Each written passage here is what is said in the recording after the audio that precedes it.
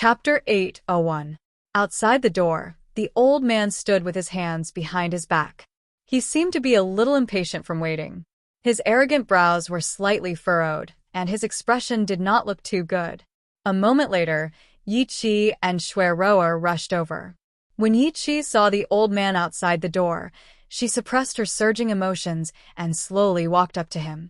The old man in front of her had a sage-like demeanor and the demeanor of a powerful cultivator. Yi Qi trusted him without a doubt. Even so, Yi Qi still asked, "Can you really cure my adoptive mother's illness?" The old man frowned slightly and said coldly, "It seems like you don't believe in my abilities. If you don't believe me, I can leave now and pretend that I've never been here. However, let me tell you, if Roer had not come to me and begged me, I wouldn't have saved her even if you offered me 1,000 bottles of spirit-gathering liquid, let alone a bottle of it." A capable doctor would naturally have his own pride. If this old man had been polite to her, she might have considered the truth of this matter. However, it was precisely because of this old man's arrogant attitude that she trusted him even more. "Senior, you've misunderstood. I was just speaking casually. I'm not doubting you. After all, I've never seen your name on the streets." Yi Qi smiled charmingly as she spoke politely. Chi, Shui Roer hurriedly tugged at Yi Qi's sleeve. Her eyes were filled with worry as she said, "My master hates it when people doubt his medical skills. It's best if you don't say anything." Indeed, Yi Qi's words had already caused the old man's face to sink, and he scoffed coldly. "How can people like you know my name? All these years, I've been living in seclusion in the mountains and have had no interest in the rich and powerful. If it wasn't for Roer's medical talent, I wouldn't have accepted her as my disciple." The old man's face was cold and stern, and his tone was filled with righteousness. The powerful aura that he exuded from the inside made Yi Qi's heart finally relax. "Senior, don't worry. As long as you save my adoptive mother, the Yi family will agree to any conditions you have."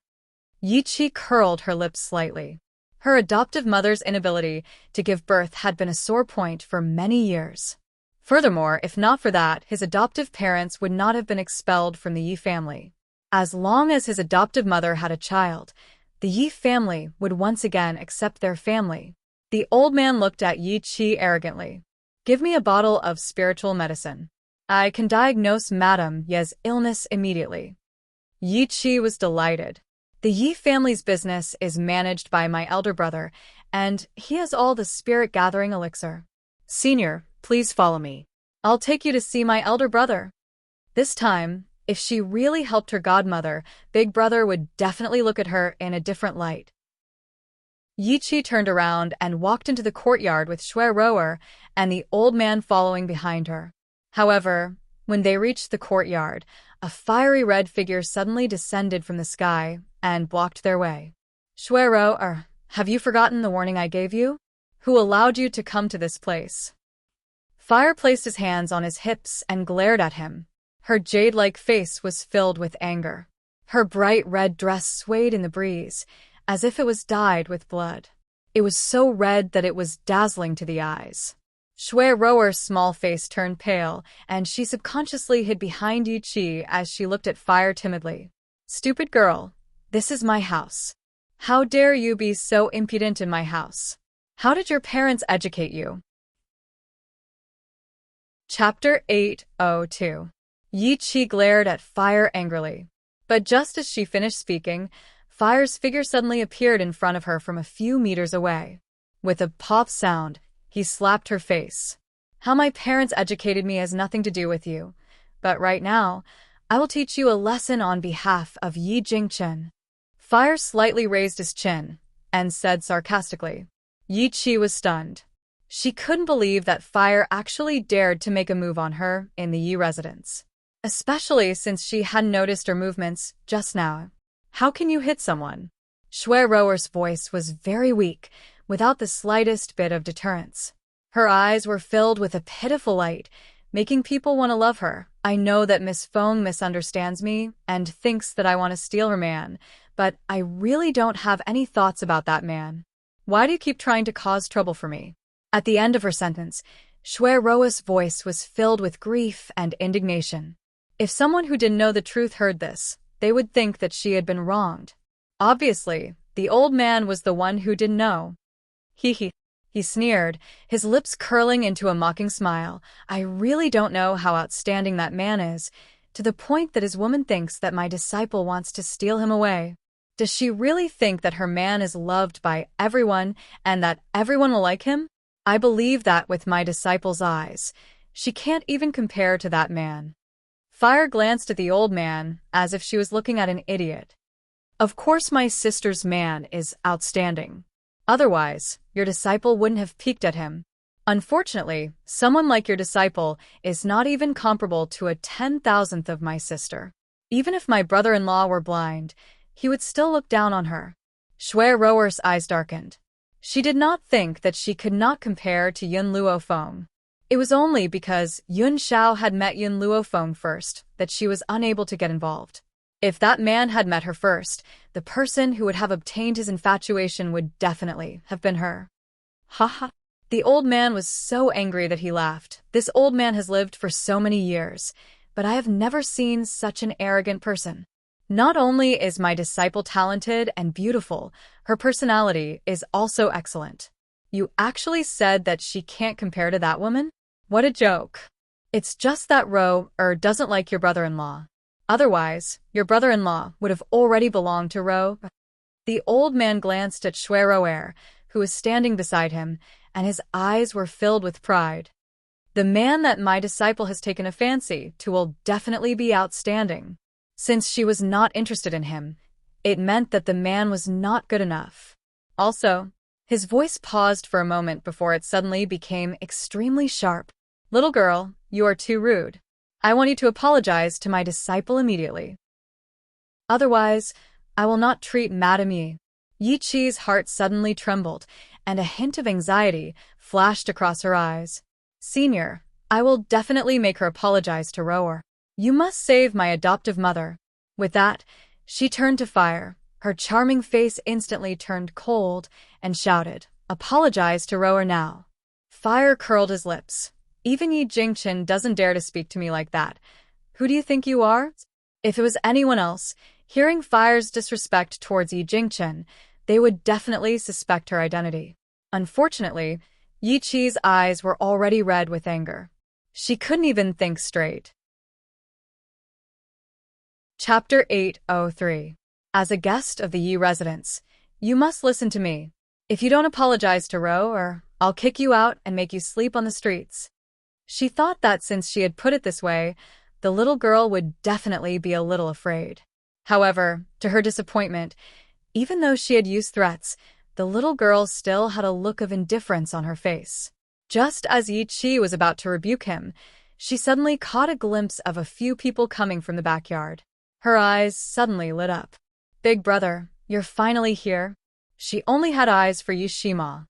As for Yun Luofeng and Yun Xiao, they were completely ignored by her. What happened? Yi Shima frowned and asked coldly.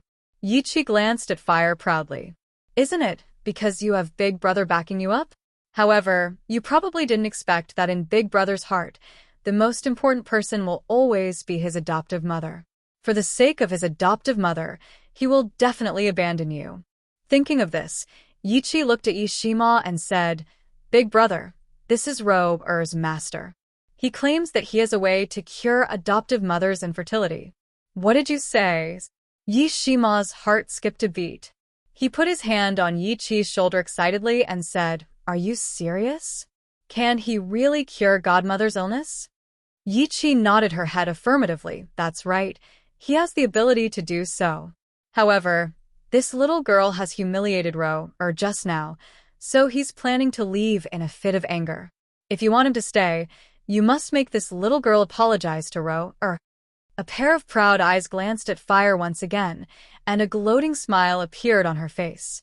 Perhaps she could already see the scene of her big brother forcing her to apologize. The excitement on the man's handsome and tough face slowly disappeared. His hands, which were tightly pressed on Yi Qi's body, were also slowly released. Yi Qi, I can agree to his other requests, but this is the only one that I can't. The smile on Yi Qi's face suddenly froze.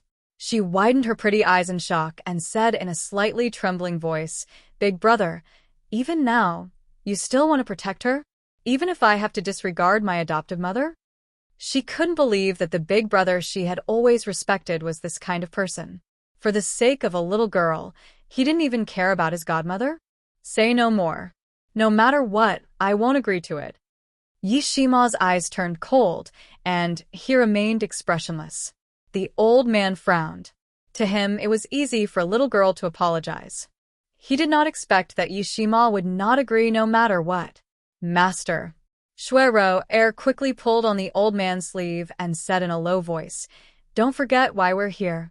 She deliberately lowered her voice when she said this, but Yun Luofeng and Yun Zhao's ears were very sensitive.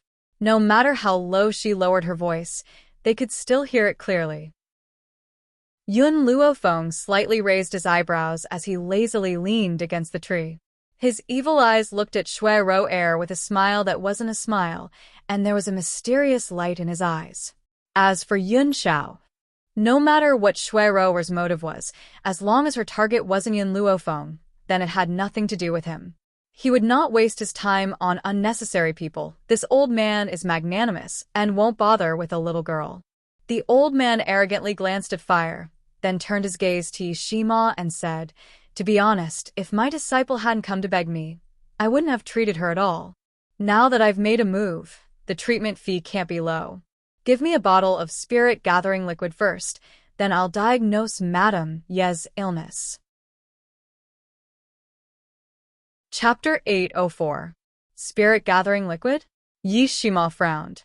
The spirit-gathering liquid doesn't belong to the Yi family. I can't make the decision to give it to you. You should ask for something else. The old man frowned. Since the Yi family is selling the spirit-gathering liquid, the owner of the spirit-gathering liquid has to rely on the Yi family. It's not a big deal if you ask her to give you a bottle of spirit-gathering liquid. Yishima's brows furrowed even more, and his face turned green. The owner of the spirit-gathering liquid doesn't rely on the Yi family. Our relationship is mutually beneficial. I have no right to ask for anything from her. That's easy. The old man smiled. Tell her that if she doesn't give you a bottle of spirit-gathering liquid, you can announce her identity. I'm sure she won't dare to go against the Yi family. Yishima was a little annoyed. The Yi family has its own rules. We will never divulge the orders of our customers. Are you trying to make me break my promise? The old man's expression did not look too good. Why can't you be more flexible? Is your reputation more important than your godmother's health? Hee hee. Suddenly, Yishima laughed.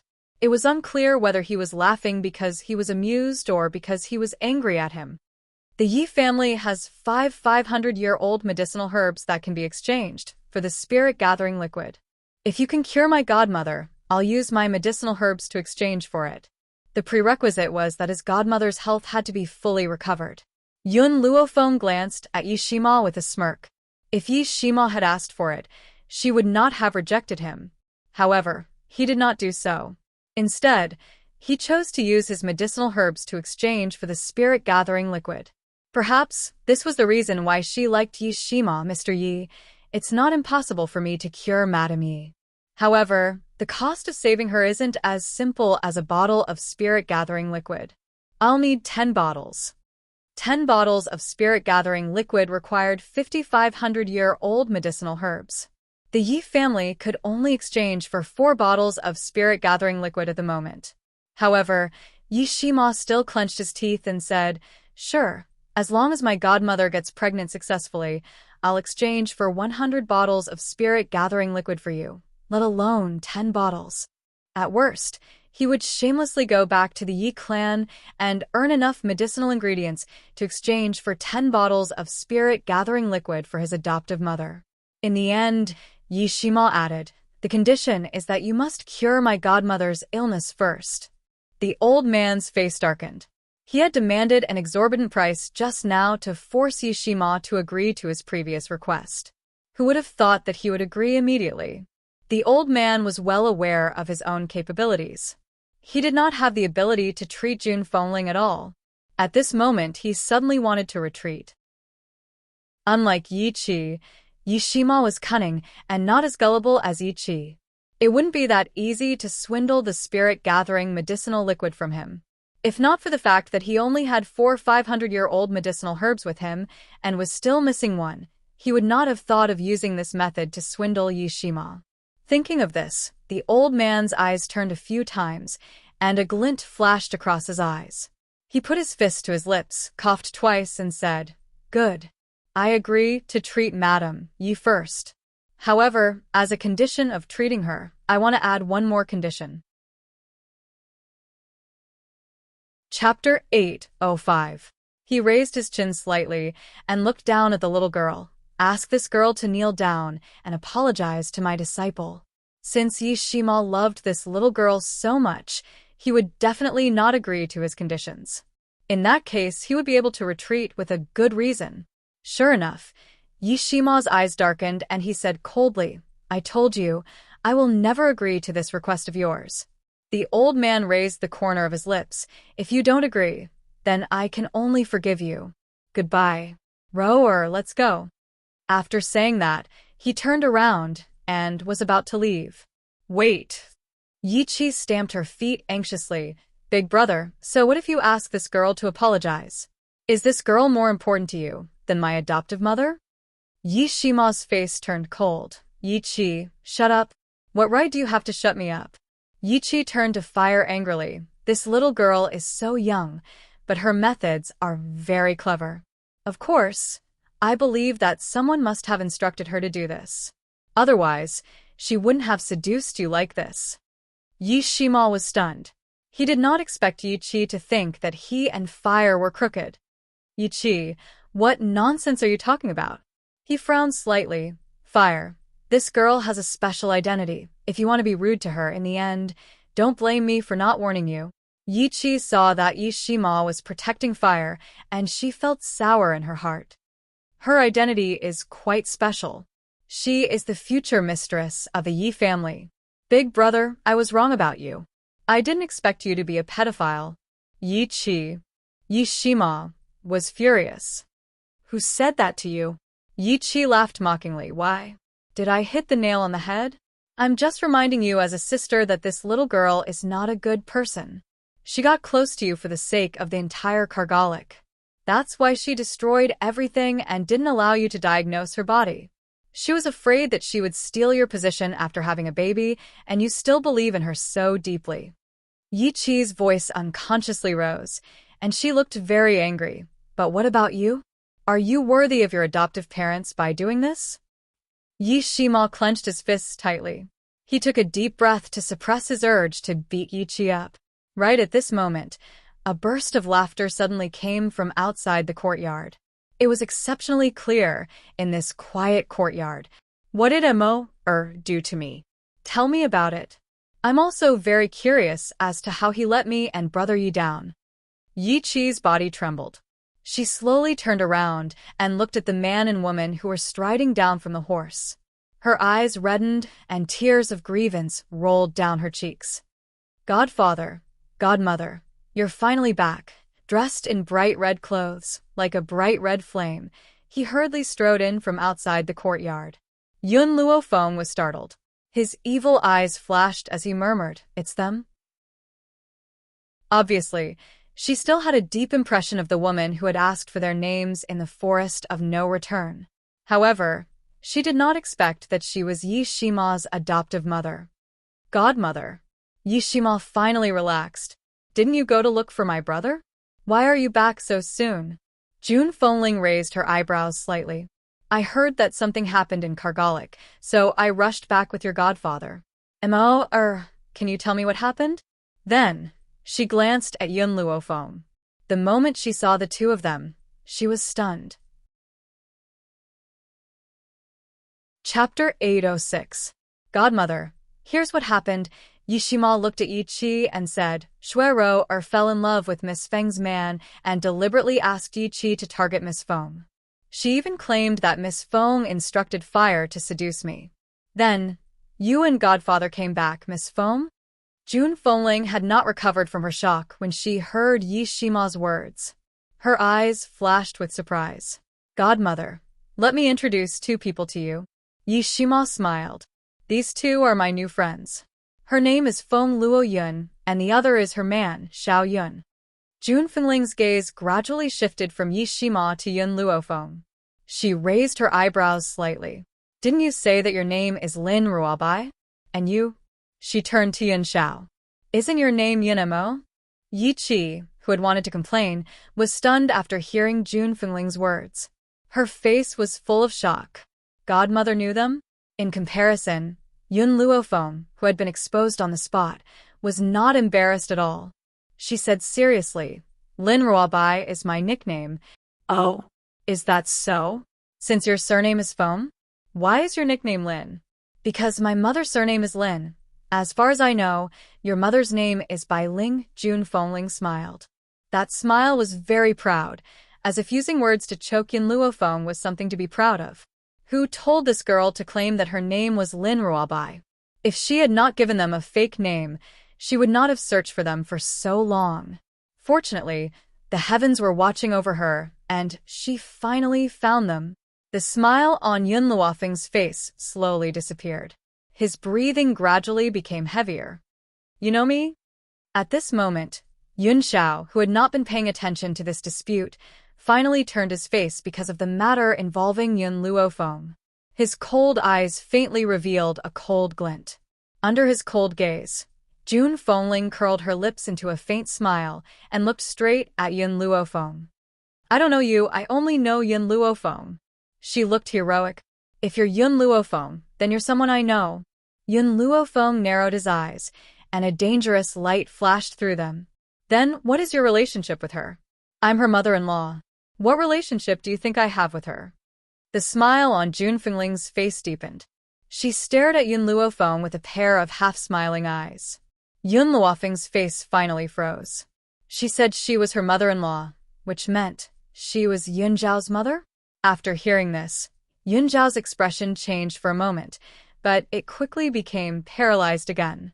To him, the word mother was a distant memory. It had been so long that he had forgotten what she looked like. Yi Qi's face turned from green to white, then from white to green again. She took 2 steps back, bit her lip, and said, These 2 people are the ones foster father and foster mother are looking for. The funny thing was, she actually wanted to chase these 2 people out of the Yi mansion. She was only an adopted daughter. What right did she have to chase out her adoptive mother's biological son and daughter-in-law? At this moment, Yi Qi's state of mind had already undergone a huge change. However, her tightly bitten lip was still pale. Shuiro's mind raced. If this man really was Yi Jingchen and his wife's son, then she wanted him even more. As long as she became his woman, she would be the mistress of Kargalik. Even Yi Qi and her sister would have to live according to her wishes. At this moment, Shuiro had already decided that no matter what, she would become Yun Zhao's wife. Chapter 807. Fuck.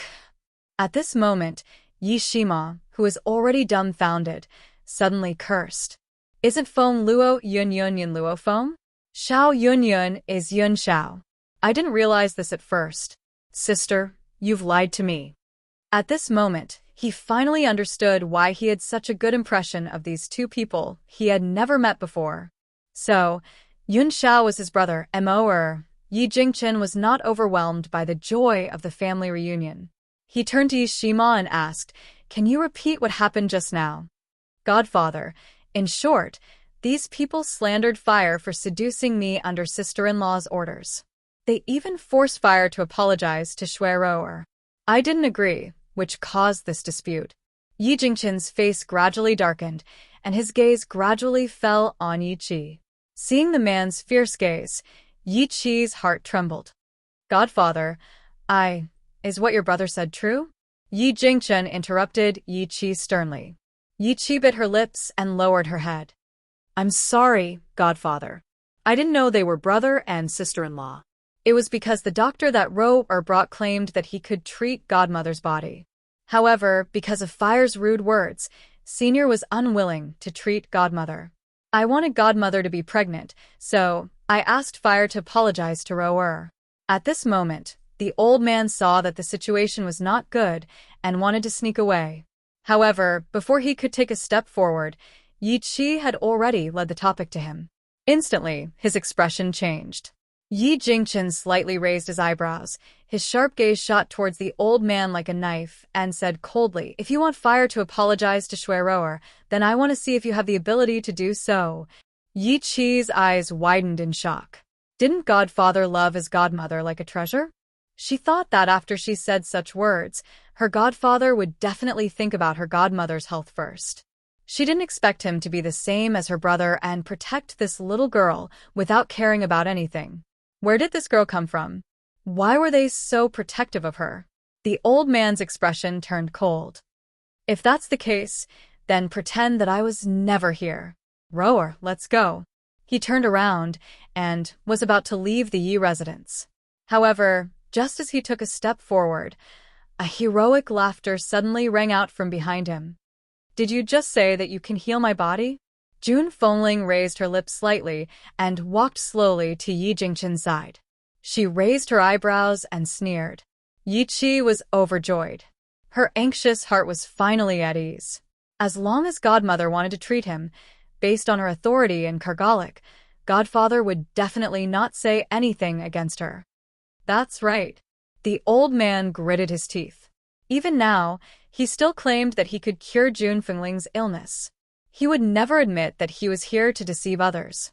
Jun Fengling raised his handsome eyebrows. Back then, Brother Yi searched everywhere for me and said that he couldn't cure my illness.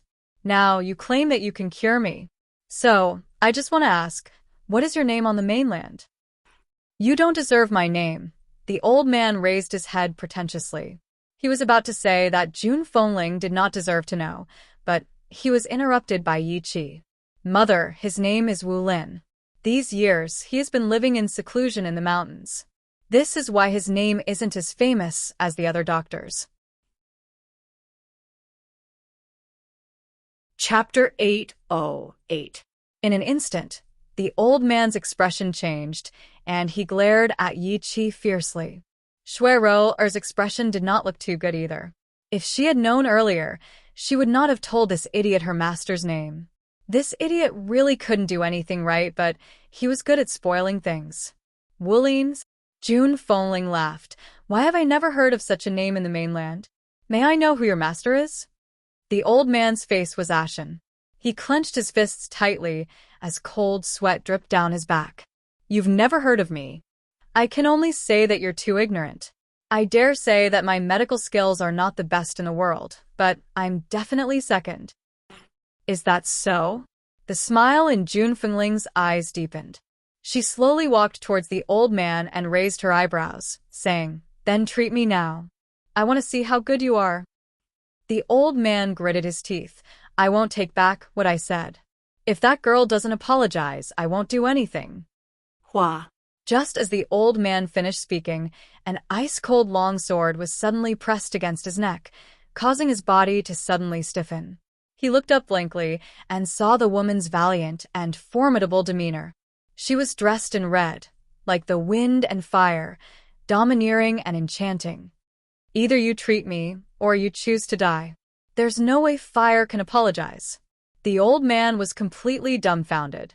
On the mainland, doctors had a very respectable status.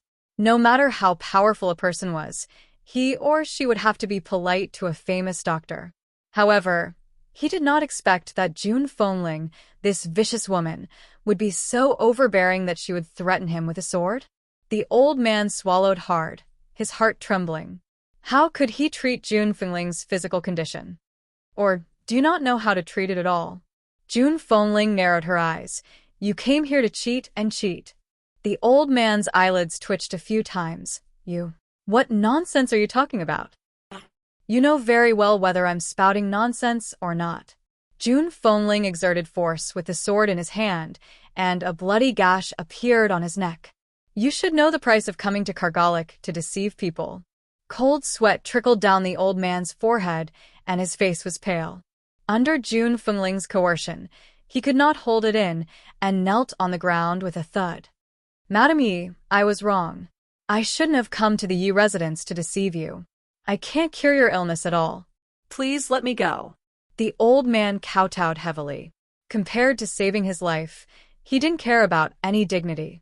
Nothing was more important than staying alive. Yi Qi was stunned. She stared in disbelief at the old man who was kneeling on the ground. Her pretty face was as pale as a sheet. Had she been deceived by this old thing? And because of this, the conflict between him and his eldest brother became deeper and deeper. At the thought of this, Yi Qi was filled with endless anger. He walked forward and kicked the old man's chest hard. "Old bastard! How dare you lie to me? She even caused me to quarrel with eldest brother and misunderstood second brother and second sister-in-law. It's all your fault, you old thing." Yi Qi's little face was flushed with anger. She kicked harder and harder, wishing that she could stomp this old thing to death. Remember, it's not so easy to deceive the Yi residents. Besides, I, Jun Fengling, have always been vengeful. Therefore, I will spread the news of your actions today so that everyone in the world understands your virtue. Chapter 809. The old man's legs turned to jelly, and he fell to the ground. His eyes were glazed over, and he was overwhelmed with despair. Jun Fengling was a member of the Yi family after all. No one would doubt her words. If the world found out about his deceit, there would be no place for him on this mainland. "Get out of here," Jun Fengling barked. The old man quickly got up from the ground and ran out of the house. He was afraid that Jun Fengling would take revenge on him if he stayed any longer. Shui Rower stared blankly in the direction where the old man had left. She had yet to recover from the sudden turn of events. "Shui Rower, shouldn't you give me an explanation?" Yi Qi shouted angrily. Shui Rower suddenly covered her face and cried when she heard Yi Qi's angry voice. "I'm sorry, it's my fault. I trusted my master too much. He told me that he was 80% confident, so I believed him. I really didn't know that he was trying to cheat me of the spirit-gathering liquid." Tears flowed down from the gaps between her fingers. Her body trembled violently. She was very sad. "Chi, it's all my fault. I almost hurt your family. I'll never be able to see you again." Shuiroa was already crying so pitifully. How could Yi Qi bear to blame her? Moreover, she believed Shuiroa from the bottom of her heart. She thought that Shuiroa had only been deceived by the martial arts world. "Rower, I shouldn't have blamed you just now. You're innocent too. This has nothing to do with you." Yi Qi's expression softened, and she comforted her softly. Yun Luofeng could not help but look at Yi Qi when he heard their words. He then looked at Yi Shima and his lips curled into a smile. As expected, Yi Shima's face darkened when he saw that Yi Qi believed Shuiroa so easily. He scoffed coldly and turned to walk into the backyard. "Miss Shui," Jun Fengling's eyes lit up and she smiled at the woman who was crying. "Immerse said that you like showers?" Shuiroa panicked and quickly defended herself. "Madam, I know that my status is low and my family is ordinary. I'm not worthy of Master Xiao. How would I dare to have any improper thoughts?" She only claimed that her family background was ordinary, which was why she knew that she couldn't match up with Yun Xiao. However, she never denied whether or not she had taken a fancy to Yun Xiao. After all, in Shuiroa's heart, which mother didn't want her son to be loved by everyone? If she said that she didn't like Yun Xiao, would her mother Jun Fengling still be able to accept her in the future? "Oh," Jun Fengling nodded slightly. "Fortunately, you do know your place. You know that my Xiao is not someone you can imagine." Shuiroa's face instantly turned pale. She bit her lower lip and didn't make a sound. Yi Qi couldn't bear to see her like this, but she didn't dare to say anything in front of Jun Fengling. She could only look at Shuiroa apologetically. "Madam, don't worry." Shuiroa raised her head and revealed a desolate smile. "I really don't have any thoughts about young Master Xiao. Even if he has many concubines in the future, I won't be one of them. Even if she couldn't obtain Yun Xiao now, she would definitely make things difficult for Yun Luofeng. She would make him understand that as Yi Jingchen's stepson, Yun Xiao couldn't possibly only have one woman." As such, Shuiroa couldn't help but glance at Yun Luofeng. Chapter 8:10. However, the girl didn't seem to hear her. She was talking to the man next to her in a low voice. She didn't know what she said, but the man's cold expression melted instantly. He looked at her affectionately with his eyes that were as dark as the night. Shui Rower bit her lips, and a sinister look flashed across her eyes. I'll let you be happy for a while. Since June Fengling was his mother, she would love for her son to have countless women and grandchildren. No matter how much they loved each other, they couldn't be a couple for the rest of their lives. However, at this moment, the woman's dissatisfied voice came from above her head. I'm relieved that you think that way, but forget about the concubine. I don't want my son's house to be in chaos. If June Fengling had been indifferent to Shui Rower in the beginning, it had escalated to the level of dissatisfaction. Shui Rower suddenly reacted, and her face turned paler. How could she forget that June Fengling was the only woman Yi Jingchen had for so many years? He didn't take a concubine even when June Fengling was infertile. But she was stupid enough to say that Yun Xiao would take a concubine in front of June Fengling. Wasn't that equivalent to offending her? Madam, I'm sorry. I didn't mean it. I said the wrong thing. Shui Rower was very upset. How could a strong woman like June Fengling accept a man having multiple wives? Her views had already transcended the secular world. You didn't mean it? June Fengling smiled mockingly. Why do I feel that you're a smart person? How could someone like you not mean it? Forget it. Go away. Don't come to my house and don't interact with my children. June Fengling was so impatient that she didn't want to say anything else. Shui Rower wiped the tears from the corner of her eyes and ran out of the house. Rower. Yi Qi stomped her feet and wanted to chase after Shui Rower. However, before she could take 2 steps, June Fengling's berating voice came from behind. Stop right there. Yi Qi turned around aggrievedly. Godmother, why do you all have to target her? June Fengling sighed. Chi-Chi, listen to your brother. He won't harm you. The ones who will harm you are those who you think are innocent. Yi Qi was stunned. Is adoptive mother referring to Roa? How is this possible? Why would Roa harm her? Go back to your room and think about it. June Fengling glanced at Yi Qi and retracted her gaze. She turned around and walked towards Yun Luofeng and Yun Xiao. Her beautiful face lit up with a smile. Why? Do you two have anything to say to me? Yun Luofeng smiled lazily. I didn't think that you would be Yun Xiao's mother. It looks like we are quite fated. Am I right? Auntie. Why are you still calling me auntie? June Fengling pretended to be dissatisfied, but her red phoenix eyes were smiling. Since you're Zhao's fiancé, it's only natural for you to call me mother. Yun Luofeng smiled. Mother. It was only a matter of time before she and Yun Xiao got married, so it wasn't a big deal for her to call her mother early. That was why she didn't reject June Fengling's suggestion. Good girl. June Fengling beamed when she called her mother. You didn't lose out by calling me mother. After all, I've prepared a gift for you. Then, she took out a jade pendant from her lapel and stuffed it into Yun Luofeng's hand. On the jade pendant, the lifelike word June was dazzling, emitting a bright light under the sun.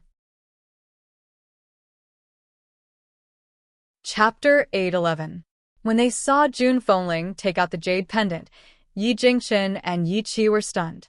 Their eyes were filled with shock. Even though they did not know the origin of the jade pendant, they knew that June Fengling had always treated it as a treasure. Now, she had given it to Yun Luofeng without batting an eye. Normally, she would not even bear to let anyone touch her jade pendant, let alone give it away. This showed how much Yun Luofeng weighed in her heart. This jade pendant has no other use for you. It's just that the material used to make it is rather special. It can block 3 fatal attacks for you.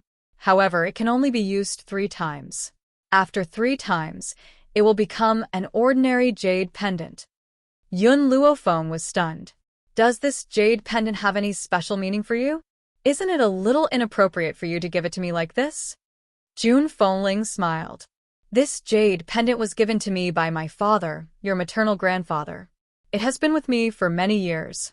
However, it has no other use for me other than as a souvenir. You, on the other hand, often provoke powerful enemies. If you don't have something to protect yourself with, I won't be able to rest easy. It was obvious that Jun Fengling was well aware of Yun Luofeng's personality. This man had always been the type to make a move at the slightest disagreement. No matter where he went, he would always make enemies.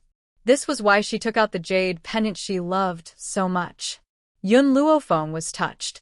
Putting the jade pendant's effects aside, the fact that Jun Fengling had given him a souvenir from her father proved that she saw him as family. Especially since her tone was very indulgent. She did not seem to mind that Yun Luofeng would make enemies. She was only worried about her safety. Jun Fengling smiled at Yun Xiao and asked, "What about you? We haven't seen each other for so many years. Do you have anything to say to me?" Yun Xiao's cold and callous face was slightly moved, but he was still unable to call out the word mother in the end. He thought about it and asked, "Did you arrange a marriage between me and the Ling family?" Hearing this, Jun Fengling furrowed her brows. "I think so. It's been so long I almost forgot. Where's the token of love?" Yun Zhao's voice was low and hoarse. "I lost it." Jun Fengling curled her lips. "Lost it?" Yun Zhao's face instantly darkened. Just because she lost that token of love, he had to go through so much trouble just to cancel the engagement? What's wrong? People from the Ling family looked for you? He wants to be engaged to you? Jun Fengling raised her eyebrows and asked. Even though Yi Jingchen had an acquaintance in the Roaring Dragon continent and had obtained information about Yun Xiao and Yun Luofeng from that acquaintance, Yi Jingchen did not know much about Yun Xiao and Yun Luofeng. However, the place where the Xiao family was located was not a place that ordinary people could enter. Hence, Jun Fengling knew nothing about what happened in the Xiao family. They wanted to break off the engagement, and I agreed. Yun Xiao glanced at Jun Fengling indifferently. But they were certain that even though I agreed verbally, I was unwilling to break off the engagement. So I hid the token of love. What? Upon hearing this, Jun Fengling flew into a rage and said hatefully, "It's not enough for those people to expel you from the Xiao family. He actually came looking for you again, and even said that my son was unwilling to break off the engagement with the little girl from the Ling family. Back then, your marriage was decided by those people from the Xiao family. I never thought that the little girl from the Ling family was worthy of you." Yun Zhao's low voice rang out again. "The people from the Xiao family also said that you had been taken away by a mysterious person. That mysterious person was from the F family?" Chapter 812. Jun Fengling was stunned and shook her head. "The people who took me away weren't from the Yi family. Brother Yi and I only met in the Forest of No Return." She turned her head and smiled at Yi Jingchen with her phoenix eyes filled with deep affection. "That year, the mysterious man left after taking me away. I even accidentally received news that the Xiao family's woman had thrown you into the Forest of No Return, so I went there to look for you. Who knew that not only did I not find you, but I was also seriously injured. It was Brother Yi who passed by and saved me and brought me back to the Yi family." Jun Fengling smiled. Her smile was beautiful, so beautiful that it was dazzling. I haven't been by your side all these years, but I'm very clear about what happened between you and Feng. I'm very honored to have such an outstanding son and daughter-in-law." She retracted her gaze and held Yun Luofeng and Yun Zhao's hands, then placed them together tightly. "I don't have any other wishes in this life. I just hope that the two of you can support each other for the rest of your lives." Yi Jingchen silently walked to Jun Fengling's side, the corners of his lips curled into a gentle smile. All these years, only he knew how much Jun Fengling had suffered. If it wasn't for the support of the news from the mainland, she might not have been able to hold on. "Since you've already given me a greeting gift, I've also prepared a gift for you." Yun Luofeng kept the jade pendant and took out 2 fruits from the space ring with a smile. She handed them to Jun Fengling and Yi Jingchen respectively. "These 2 fruits are my greeting gifts for you." Yi Qi was dumbfounded. Her adoptive mother had given her such a precious jade pendant as a greeting gift, but she had only given her 2 fruits to brush her off. How could she be so stingy? Jun Fengling did not mind. She accepted the fruits happily and said, "Isn't there a saying that favors are more important than gifts? The fruits given by my daughter-in-law will definitely be more fragrant than the ones outside." The fruits that Yun Luofeng had taken out were spirit fruits cultivated from the simple red fruit. However, due to some changes in appearance after cultivation, Jun Fengling could not recognize that it was the simple red fruit. She brought the fruit to her lips and took a gentle bite. Instantly, a fragrant juice flowed between her teeth, making her feel extremely comfortable. Boom. Suddenly, Jun Fengling's body trembled, and a powerful surge of spiritual energy burst out of her body, breaking through the bottleneck that was blocking her advancement. Above her head, the spiritual qi of heaven and earth was still lingering, as if announcing her successful advancement. What happened? Yi Shima hurriedly ran in from the backyard. The moment he walked in, he saw that his parents and sister were stunned on the spot. A look of confusion flashed across his face.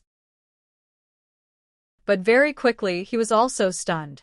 He looked at the spirit qi circling above Jun Fengling's head and asked blankly, "Godmother, you broke through?"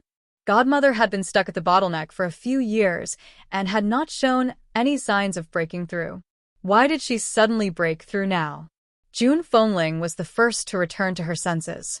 She clearly understood that she had been able to break through because of the fruit that Yun Luofeng had given her. A strange light could not help but appear in her eyes. "Fenger, can you tell me what's going on?" In an instant, everyone's gazes were focused on Yun Luofeng, waiting for her to give an answer. Chapter 813.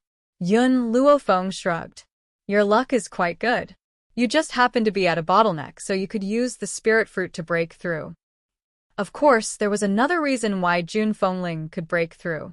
The reason for this was that a few days ago, she suddenly had the idea to water the bottle of holy water that she had obtained from Lin Ruobai's father on the aubergine tree.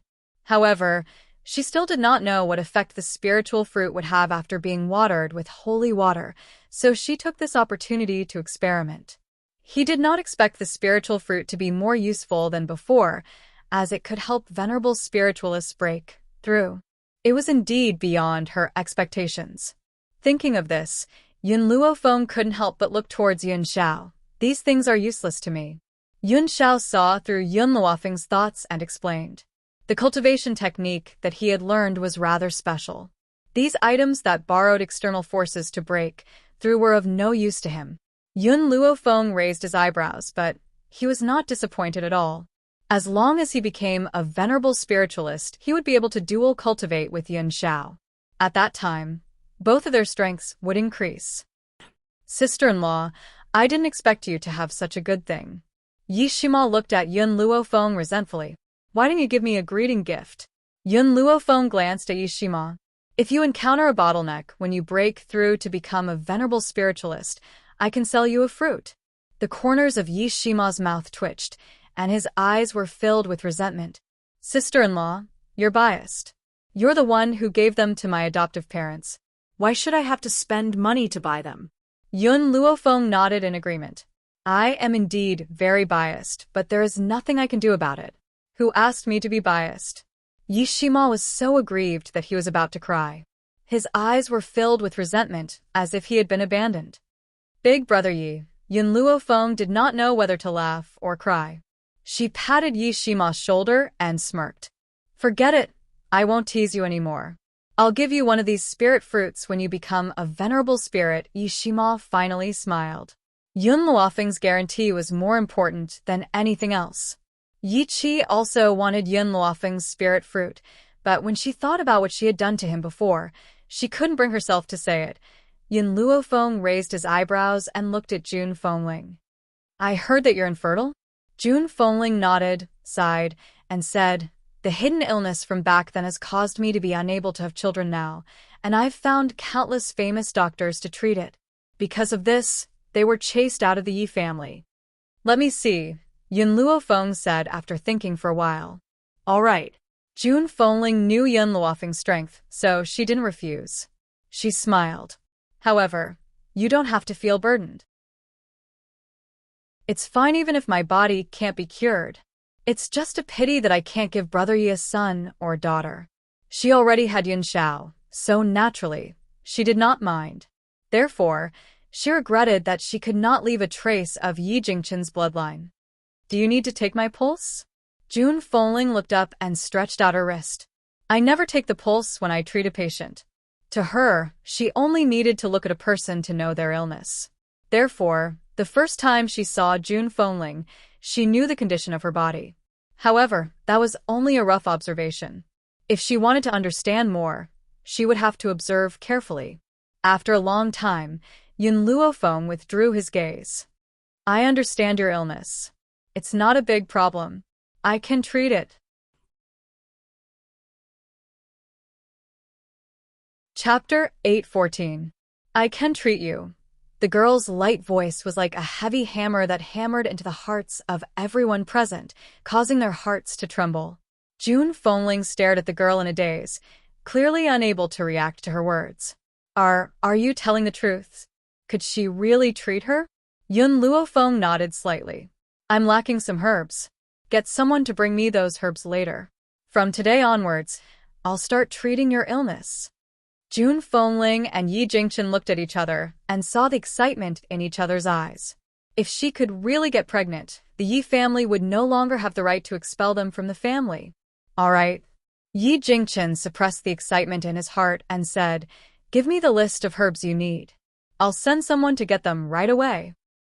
She had long heard of Yun Luofeng's medical skills. Hence, since she was certain that she could treat her, she believed that she definitely had the ability to do so. Brother Yi, I'll leave this matter to you. I still have a lot to discuss with Xiao and Feng Don't disturb us before dinner. She winked at Yi Jingchen before pulling Yun Luofeng's hand and walking towards the backyard. Yun Xiao naturally followed when she saw that Yun Luofeng was being pulled away. Yi Shimo retracted his gaze from Yun Luofeng and turned to look at the pale-faced Yi Qi. He frowned slightly and said, They're your brother and sister-in-law. You should be more polite to them in the future. Don't be used by others. Yi Qi was stunned. She lowered her head and muttered softly. Was also deceived. She's innocent. Even though she said it very softly, Yi Shima still heard her. He laughed coldly and said, I don't care how much trust you have in Shuiroer. I only know that they're relatives of my godfather and godmother. All these years, without them, the two of us wouldn't exist. No matter what, I won't let you do anything to hurt my brother and sister-in-law. At this point, he paused for a moment before continuing, If you were someone else, I wouldn't have said a word to you. I'm willing to say so much to you because you're my younger sister. I don't want our family to never have a peaceful day. He had never seen Yun Xiao before, but he knew how much hardship his younger brother had suffered outside. Now that he and his sister-in-law had finally returned, how could he allow someone to continue hurting them? Yi Qi raised her eyebrows. I don't like that Yun Luofeng, who asked you to scold me for those people. But I like my adoptive father and adoptive mother. For the sake of my adoptive father and mother, I won't do anything to harm them. Don't worry. Yi Shima did not say anything else. He glanced at Yi Qi coldly, turned around, and walked toward the backyard. If his sister wasn't so stupid, she might be a good person. Unfortunately, he didn't like her stupidity. Yi Qi lowered her eyebrows slightly. A look of struggle flashed across her eyes, but she finally chose to walk out of the Yi residence's main door. Yi Qi had just walked into a tall and luxurious restaurant when she bumped into a woman in red. The woman's appearance was exceptionally beautiful, like a red peony, gorgeous and luxurious. Wait a minute. Seeing that Yi Qi was about to pass by, the woman in red suddenly called out and stopped her. Chapter 8:15. You again? Yi Qi frowned slightly and looked at the woman in red impatiently. She asked, Why are you always pestering me? This woman had been saying good things about Yun Xiao in front of her ever since she found her a few days ago. However, she already had Yi Shima in her heart. No matter how good other men were, she would not like them. Miss Yi, I don't have any bad intentions. I'm just telling you what I know. It's said that your second brother, who has been missing for a long time, is a good man who is infatuated with love. If you can get him, he will definitely be devoted to you. So I just want to help you. Sorry, I'm not interested. Yi Qi's face darkened. Don't look for me if you don't have anything else to say. If my godparents hear what you said, they will definitely not let me go. Hearing this, Jin Yu raised her eyebrows slightly. It's true that you have no interest in Yun Xiao, but I know who the person in your heart is. Yi Qi's body suddenly froze. She turned around with a cold look in her pretty eyes. What do you mean by that? Jin Yu's face was cold and elegant. Don't you understand what I mean? Do you want me to say in public that the person you like is Yi Shima? However, I heard that Yun Luofeng and Yun Xiao have come here. Moreover, the person in your heart is protecting them and going against you. Don't you hate them? She successfully saw Yi Qi's expression change drastically. Then, she slowly approached her. So, we can cooperate. As long as you're willing. Enough. Yi Qi's body trembled slightly, and she shouted angrily, My godparents gave me my life. Do you want me to bite the hand that feeds me? So what if I hate them? I won't do anything to make my godmother sad. Jin Yu was stunned. Just as she was about to continue to provoke Yi Qi, the delicate figure had already stepped into the second floor and disappeared from her sight. Looking at the direction in which Yi Qi had left, Jin Yu's heart suddenly sank. A cold smile appeared on her gorgeous face. She turned around and wanted to walk out of the restaurant. However, at this moment, a delicate voice sounded from the side. Do you know Yun Luofeng? Jin Yu raised her eyebrows. When she turned her eyes reflected a soft and beautiful face. The woman was dressed in white and pretentious. Even though there was a flash of hatred in her eyes, it was still easily captured by Jin Yu. You are? Jin Yu frowned and asked. Shui Rower clenched her fists tightly. I'm Yi Qi's friend, and I have a special relationship with the Yi family. You know Yun Luofeng's? Jin Yu raised the corner of her lips. She has a grudge against you. That's right. Our hatred is absolutely irreconcilable. Shui Rower purposely lowered her voice, and her eyes were filled with intense hatred. If someone didn't know what was going on, they would have thought that Shui Rower had dug up her ancestors' graves. Tell me about it. Jin Yu was very interested. Yun Luofeng hadn't been in the Wuhui continent for long, and he had already made an enemy? Or an irreconcilable enemy. TSK, looks like my master was right. A person like Yun Luofeng is a disaster. There was no one she hadn't provoked before. Shui Rower concealed the viciousness in her eyes. She stole my man? Isn't this an irreconcilable hatred? Jin Yu was startled. Her lips curled into a sarcastic arc. Your man? Are you talking about Yun Xiao? Chapter 816. That's right. Shui Rower scoffed. I don't think I'm worse than Yun Luofeng. I'm just weaker, because I met Yun Xiao later than her. But I really don't understand why Yun Xiao's mother thinks so highly of her and belittles me. As far as I know, Yun Luofeng came from the Longshao mainland, and his status is even lower than mine. Jin Yu's face gradually turned cold. She didn't like to hear these words. What did she mean by she wasn't worse than Yun Luofeng? If Yun Luofeng was bad, why would her master try so hard to marry her? Did she mean that Yun Xiao had bad taste? Did that mean that her master had bad taste too? Jin Yu loved Bai Su deeply. How could she allow anyone to say bad things about her? Hence, anger surged in her heart, and she sneered. If you want to get Yun Xiao, there's a way. What way? Shui Rower's eyes lit up, and she asked. A sinister look flashed across Jin Yu's eyes. I have a bottle of medicinal liquid here. You just need to spray it on your body, and the person you want to seduce will fall deeply in love with you. As soon as she finished speaking, Jin Yu took out a porcelain bottle from her lapel and handed it to Shui Rower. I originally wanted to give this medicinal liquid to Yi Qi. In the end, that girl didn't fall for my trick, so I can only give it to you. Shui Rower took the medicinal liquid hesitantly and asked, Can this medicinal liquid really make Yun Xiao fall in love with me? She had always been vigilant. Who knew if this medicinal liquid was poisonous? That was why she asked such a question. Jinyu sneered. Only one drop of the medicinal liquid can have such an effect. If you don't believe me, you can find someone else to try. This is all I can help you with. Hearing this, Shui Rower put away the medicinal liquid with ease. She looked up at Jinyu and asked hesitantly, "Then why are you helping me?" Jinyu glanced at her. "My master has taken a fancy to Yun Luofeng and naturally wants to separate them. Otherwise, why do you think I'm looking for Yi Qi? That's all I have to say. Whether you're willing to use this medicinal liquid or not is up to you." She was not as patient with Shui Rower as she was with Yi Qi. After saying what she needed to say, she left the restaurant without any hesitation. Not long after Jinyu walked out of the restaurant, she turned into an alley. At this moment, a small figure fell from the sky and landed in front of her. Master. Jinyu knelt on the ground, cupped her fists, and said respectfully.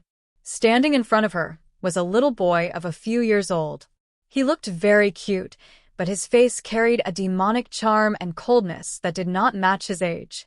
A pair of black eyes flickered with a cold and gloomy light. "Why did you do that?"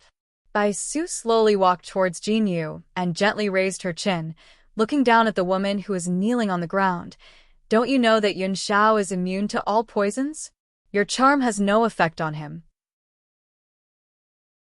Jinyu lowered her head. This subordinate knows. But that little girl is too presumptuous. She actually claimed that she was not worse than Yun Luofeng. If Yun Luofeng was really that bad, Master wouldn't want to marry her. This subordinate just doesn't like it when others question Master's judgment. This is why I made the decision on my own. Please forgive me, Master. In the beginning, Jinyu did not acknowledge Yun Luofeng's excellence. However, she had witnessed his growth over the past year. If not for this, Master would not have wanted to rope her in.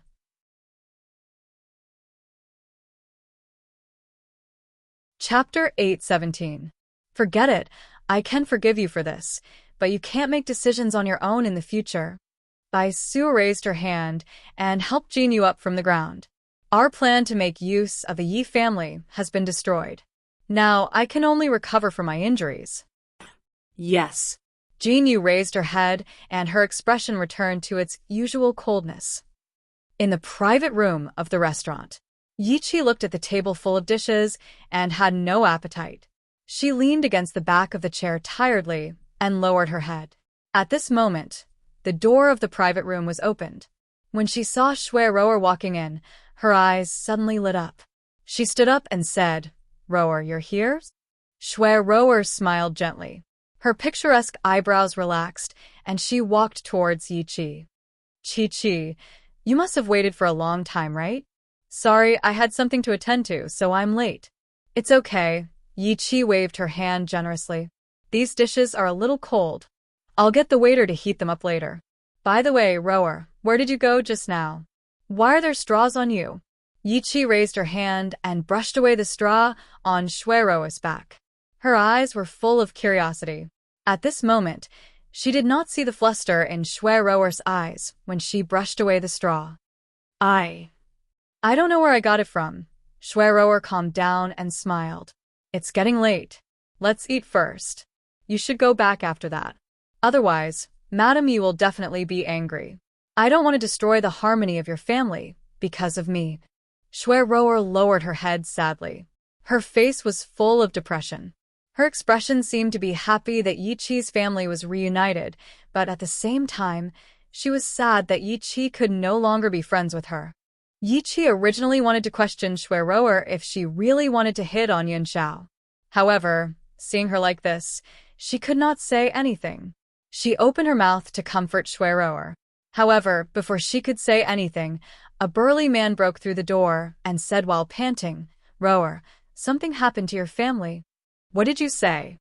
Shui Rower blinked in confusion and asked, "What happened to my family?" "Rower, your house has been burned down. Your sick mother has also been buried in the sea of fire." The burly man seemed to have used all his strength to say this sentence. Shui Rower's vision turned black and her body fell backwards.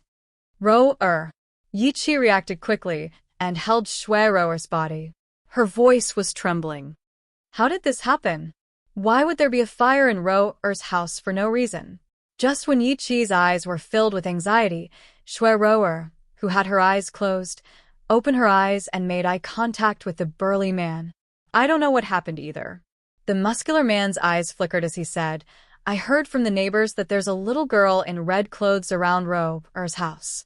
I'm not sure if she has anything to do with the fire. An 8 or 9-year-old girl dressed in red. Could it be fire? Yi Qi did not see the exchange of gazes between the two of them, so when she heard the sturdy man's words, the first thing she thought of was fire. Who asked that little girl to be someone with a criminal record? Qi. Shui Ro-er grabbed Yi Qi's hand tightly as tears flowed from her eyes. I believe in fire. This matter definitely has nothing to do with her. Even though she beat me up fiercely, I don't believe that this girl is so ruthless that she would set a fire and kill someone. It's just that my poor old mother, who is paralyzed in bed, left me just like that.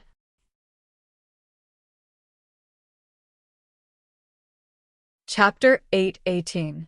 Shui Ro-er covered her lips and sobbed, her eyes brimming with tears.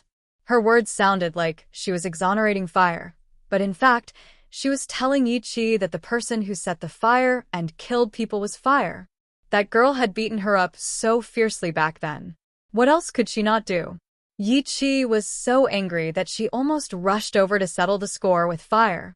However, just as she was about to act, she suddenly remembered Yi Shima's cold gaze and instantly sobered her up.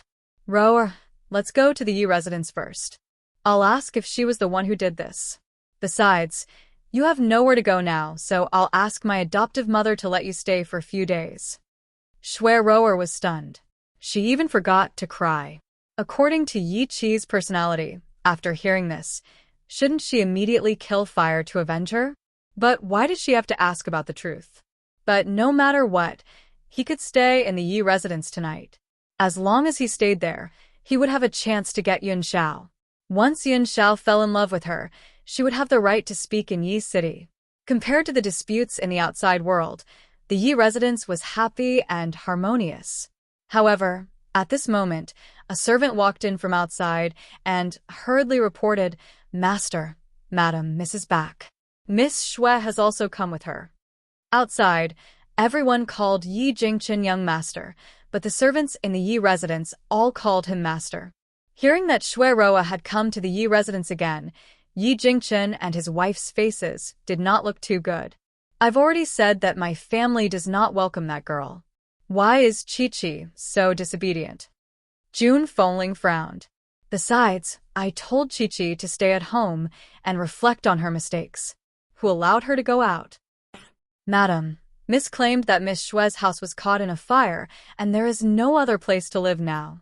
The servant reported respectfully. Moreover, the young miss said that she brought Miss Shui here because she has something to verify.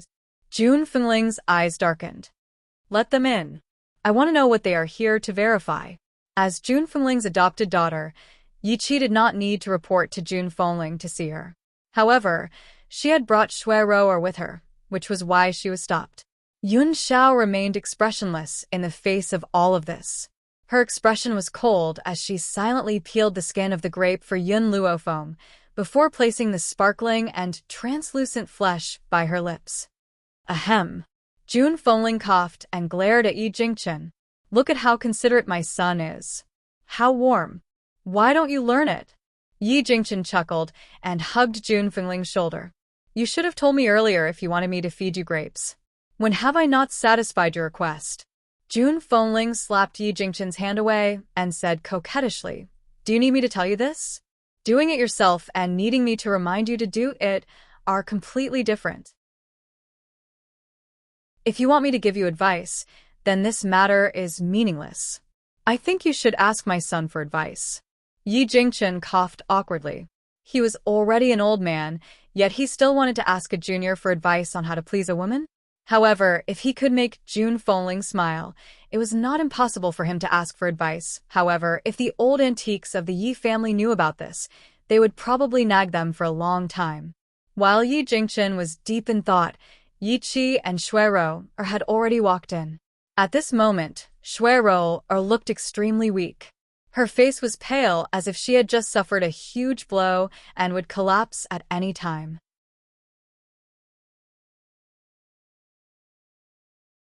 Chapter 819. Chi-Chi. June Fengling frowned and asked, "You said that you wanted to verify something with us." "I don't know what you want to verify."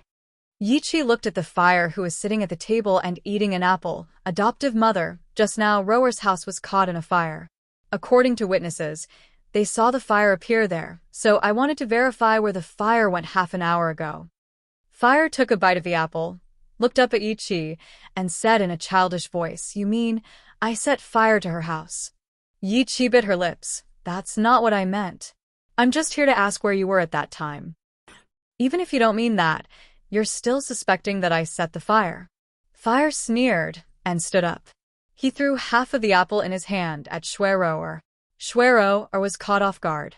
With a bang, she was hit by the apple and her forehead turned red. Yi-Chi was stunned. She didn't expect Fire to make a move without saying a word. What's more, there wasn't even a word of explanation. "Did you see it clearly?" Fire glanced at Rower and proudly raised his chin. "If I want to hit her, I will hit her. If I want to kill her, I will kill her. I will never deny what I have done. However, you want me to bear the crime of arson. I'm sorry, but I won't take the blame." Yi-Chi fell silent. This girl dared to hit Rower in front of them. If she was really the one who set the fire, she wouldn't deny it. Since she didn't admit it, did that mean that she wasn't the one who set the fire? Chi-Chi. Rower came back to her senses. She rubbed her aching head and looked at Yi-Chi with tears in her eyes. "I told you at the time that she wasn't the one who set the fire. You should believe me and not ask about this." Yi-Chi was obviously standing up for her, but in her mouth it was a busybody. June Fengling's eyes darkened. She had lived for so many years and fought with so many people. How could she not understand the meaning behind Rower's words?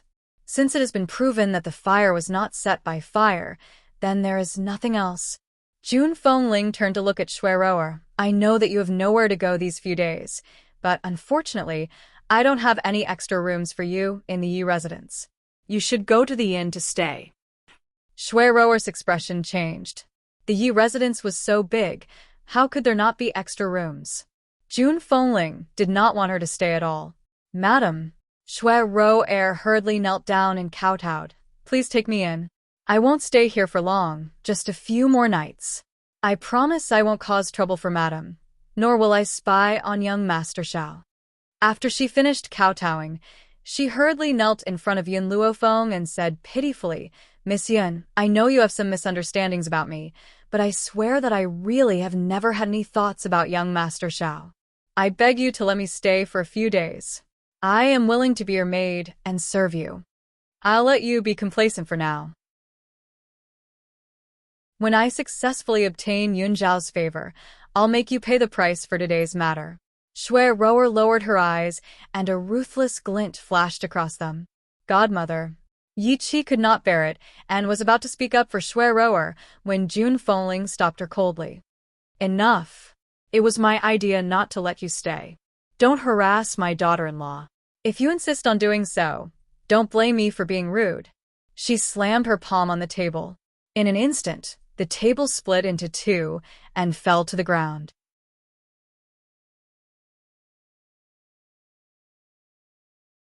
Chapter 820. June Fengling's palm was too strong. Rower was scared silly by her. Her misty eyes were filled with confusion as she stared blankly at June Fengling, who was dressed in red. Mother-in-law and daughter-in-law were natural enemies because they had the same man, therefore. Back then, her mother and grandmother had fought every night for the same man and were even chased out of her father's family. Now, if she didn't know that she had the confidence to become the daughter-in-law of the Yi family, her father's family wouldn't have agreed to let her re-enter the family tree. Therefore, this was the first time she had seen a mother-in-law who protected her daughter-in-law like June Fengling. What made her worried was that the person being protected was not her. Rower subconsciously bit her lower lip, her long eyelashes covering the viciousness in her eyes. After a long while, she calmed herself down, raised her pitiful face, and said softly, "I'm sorry to disturb you. It's hard for people like me to be accepted by others. Don't worry, I won't pester the Yi family anymore, and I won't appear in front of Chi-Chi either. After saying that, Shui-Rower looked at Yi-Chi one last time, her eyes filled with struggle and reluctance. In the end, she turned around and walked out of the hall. Rower! Yi-Chi hurriedly shouted, her eyes filled with anxiety. However, she knew that her foster mother didn't like Shui-Rower, so she didn't dare to plead for her. Wait! Suddenly, an evil voice rang out, causing Shui-Rower to stop in her tracks. Fenger! Jun Fengling looked at Yun Luo Feng doubtfully. Do you have something else to say? Mother, I am naturally protective. Since fire is already mine, I will not allow anyone to frame her. Yun Luo Feng narrowed her eyes slightly, an evil light flashing in her eyes. So, since she has stepped into the Yi residence, she can forget about leaving. Shui-Rower's body stiffened. She turned to look at Yun Luo Feng with a pale face. You. What do you mean by that? I was in the restaurant at that time, and Chi-Chi can testify. It was someone else who came to inform me that I found out about what happened to my family. Furthermore, someone who looked like fire appeared beside my house, and it was also seen by others. I have always believed in her. Yi-Chi nodded and echoed. Ro-Er is telling the truth. I can testify that she didn't know about it in advance. Chi-Chi. Jun Fengling frowned and stopped Yi-Chi. She looked at Yun Luo Feng. Fenger, you did well. Fire could not be wronged for no reason. So, I support your actions. Yun Luo Feng smirked. Since that's the case, I'll let Shui-Rower stay in the Yi residence. I'll fulfill her wish. Before that, I'll send someone to investigate the truth. In other words, Shui-Rower was under house arrest in the Yi residence. She would only be released when Yun Luo Feng found out who the arsonist was. However, only Shui-Rower knew the truth. She slightly lowered her eyes. I did not wrongly accuse fire, I only verified it through the witness's description. Maybe that person is a girl who looks similar to fire. However, since all of you are suspecting me, I will stay. I believe that Madam Yu will clear my name and not allow someone to frame me. Jun Fengling's face darkened. Even now, this girl was still so shameless. In his words, he actually said that Yun Luo Feng was framing her.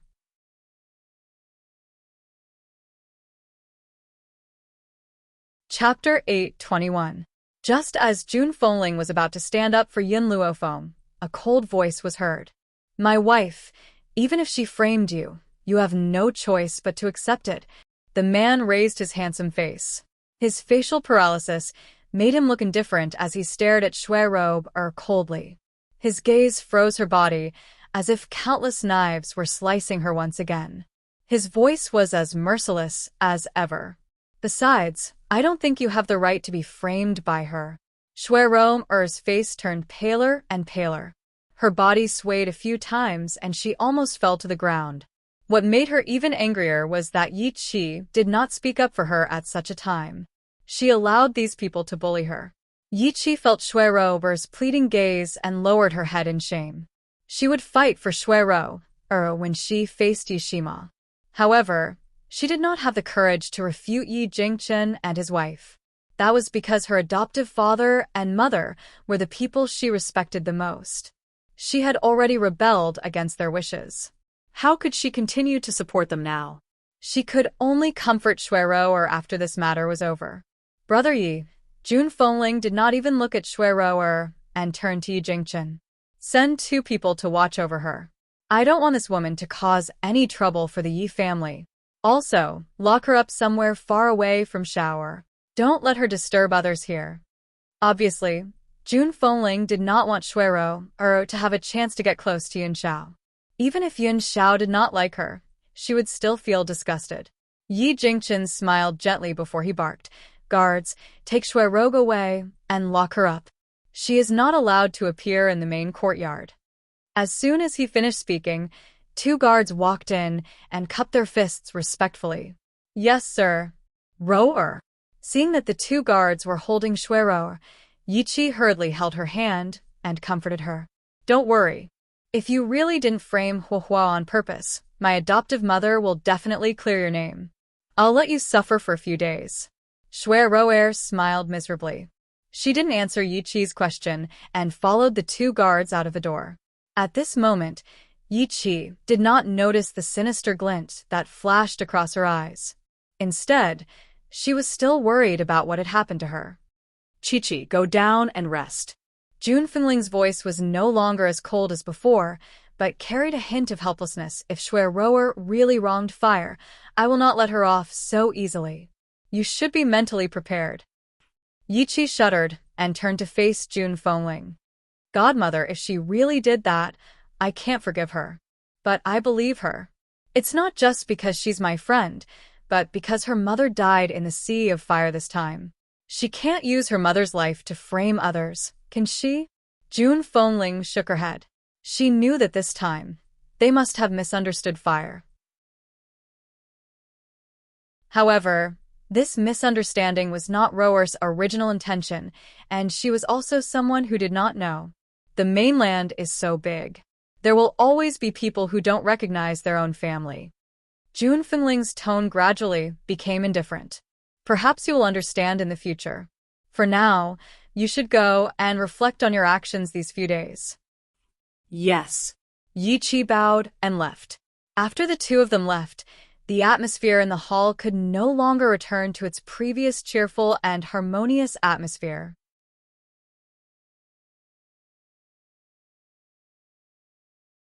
Chapter 8:22.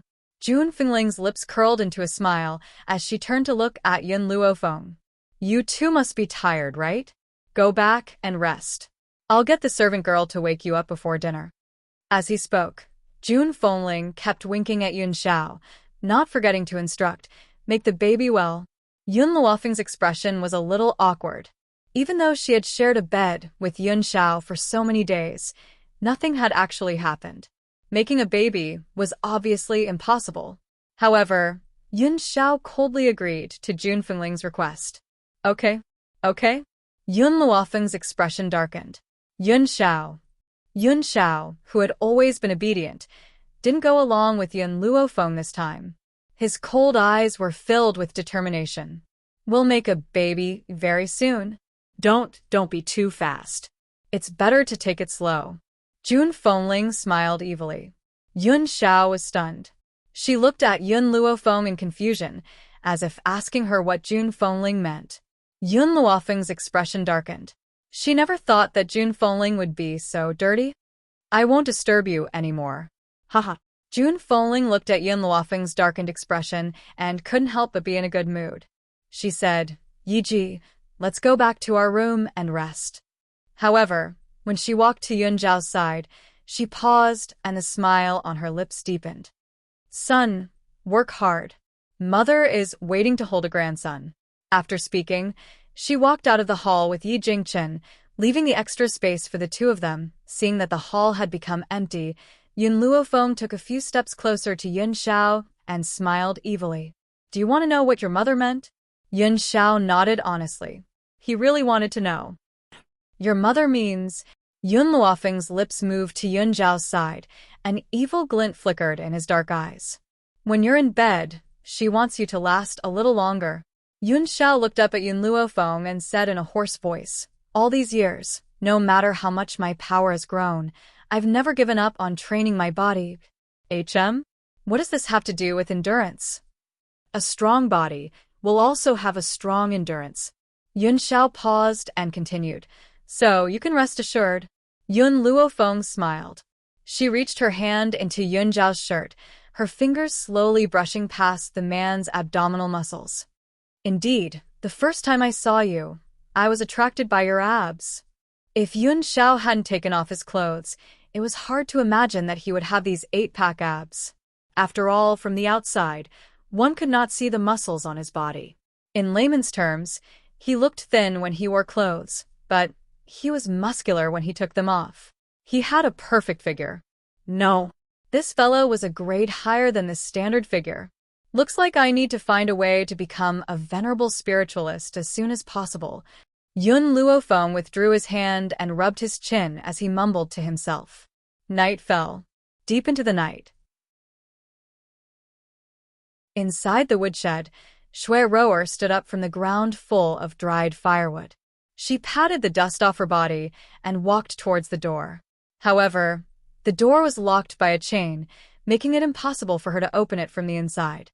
Her expression darkened, and a vicious light flashed in her eyes like a dagger dipped in poison. June Fengling, I didn't think that you'd guard against me to this extent. Once I've bewitched your son, you'll have to accept me even if you don't want to. Who asked your son to love me?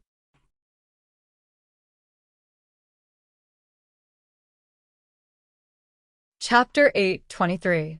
Shui Rower sneered in her heart. All these years, June Fengling had been separated from her son for many years. Therefore, she felt very guilty towards him and wanted to make it up to him. Otherwise, why would he indulge Yun Luofeng so much? But if I become her daughter-in-law, she can only indulge me like this. Otherwise, how could her son so easily forgive her for abandoning him for so many years? The funny thing was that Shui Rower didn't know that June Fengling's indulgence towards Yun Luofeng wasn't because of his guilt towards Yun Xiao. She did feel guilty, but she didn't indulge Yun Luofeng because of this. She accepted Yun Luofeng because of Yun Luofeng himself. Otherwise, with June Fengling's character, even if he had reluctantly accepted her as a daughter-in-law for the sake of his son, he would not be so protective of her. Just from the fact that June Fengling had given the most precious thing to Yun Luofeng, it was clear that she liked this daughter-in-law from the bottom of her heart. Love me. Love my dog. But more importantly, it depended on her own charm. Shui Rower raised her brows. The coldness in her eyes gradually disappeared and was replaced by a pitiful look. Big brother guards, I want to go out and relieve myself. Can you let me go for a while? At the entrance of the woodshed, the two guards looked at each other in dismay. Shortly after, one of the guards coldly said, Madam has already given the order that you are not allowed to leave the woodshed. If you want to urinate, do it on the spot. Shui Rower's eyes flickered, and she continued, but there is no chamber pot in this shed. If the two of you are unwilling to let me leave, why don't you give me a chamber pot? The two guards hesitated for a while before saying, All right, wait a moment. Shui Rower wasn't capable enough to escape from their hands, so they went to prepare a chamber pot for her. Shui Rower's lips curled into a sinister smile as she listened to the sound of footsteps getting further and further away. She then took out the aphrodisiac that Jinyu had given her and dripped a drop of it on herself. This aphrodisiac was colorless and odorless, so ordinary people would not be able to feel anything. Not long after, the sound of chains being unlocked came from outside. Soon after, the two guards walked in from outside and blocked the entrance, like door gods. The chamber pot is for you. The guard was expressionless. He placed the chamber pot on the ground and said coldly, Thank you, big brothers. Shui Rower raised her brows and smiled delicately. Her voice was very gentle, like a claw scratching their hearts. The two guards were usually calm people, but when they saw Shui Rower's gaze, their hearts almost jumped out of their chests. This was the first time they realized how beautiful Shui Rower was. Cough, cough. One of the guards let out 2 dry coughs, trying to calm his racing heart.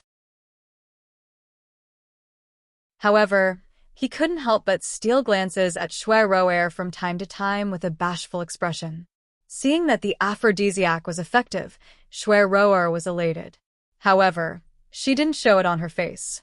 Big brothers, I'm bored in this woodshed. I want to go out and get some fresh air. Is that okay? I promise I won't leave the Yi residence. The two guards looked at each other, and there was a struggle in their eyes. Madam has ordered that you are not allowed to leave. Shui Rower immediately raised 2 fingers and swore, I swear that I won't go to the main courtyard, and I won't leave the Yi residence. I just want to be alone. Big brothers, please help me.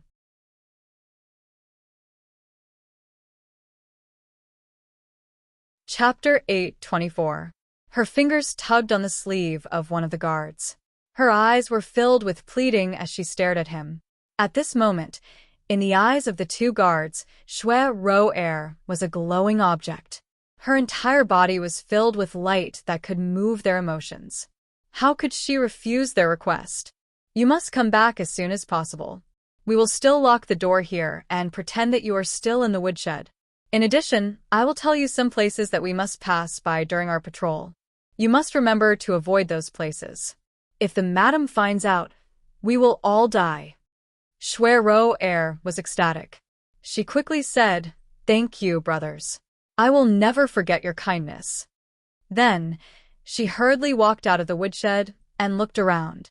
After making sure that no one was around, she hurriedly walked towards the main courtyard.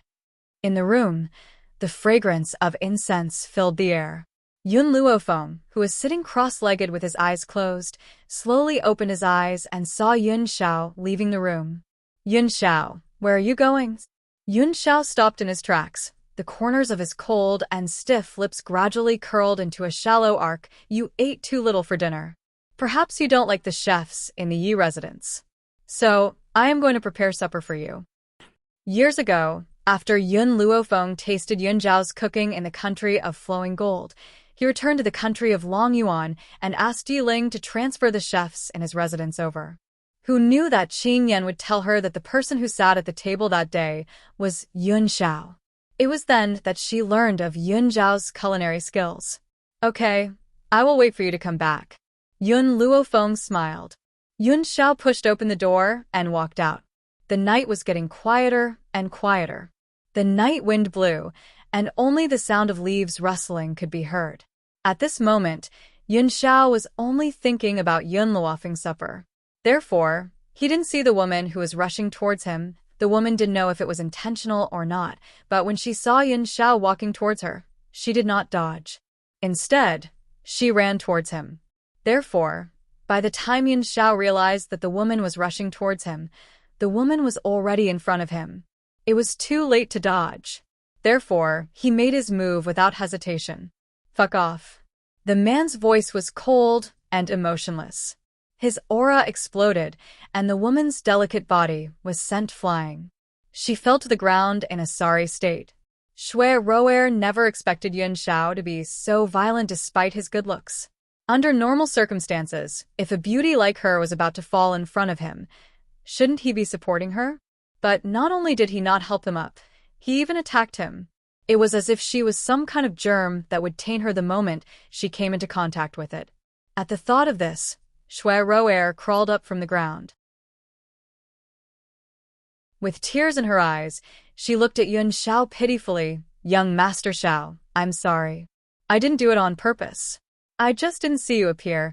She had a beautiful face, a gentle expression, and tears in her eyes, which made people involuntarily want to protect her. Such a woman should be loved by many men. However, Yun Xiao was not one of those men. "Young Master Xiao, actually, I fell in love with you from the first time I saw you," Shui Ro said affectionately. "I am different from Yun Luofeng. She must have known your identity. That's why she got close to you. As for me, my love for you has no ulterior motives. Even if you are not a member of the Yi family, I will still love you deeply."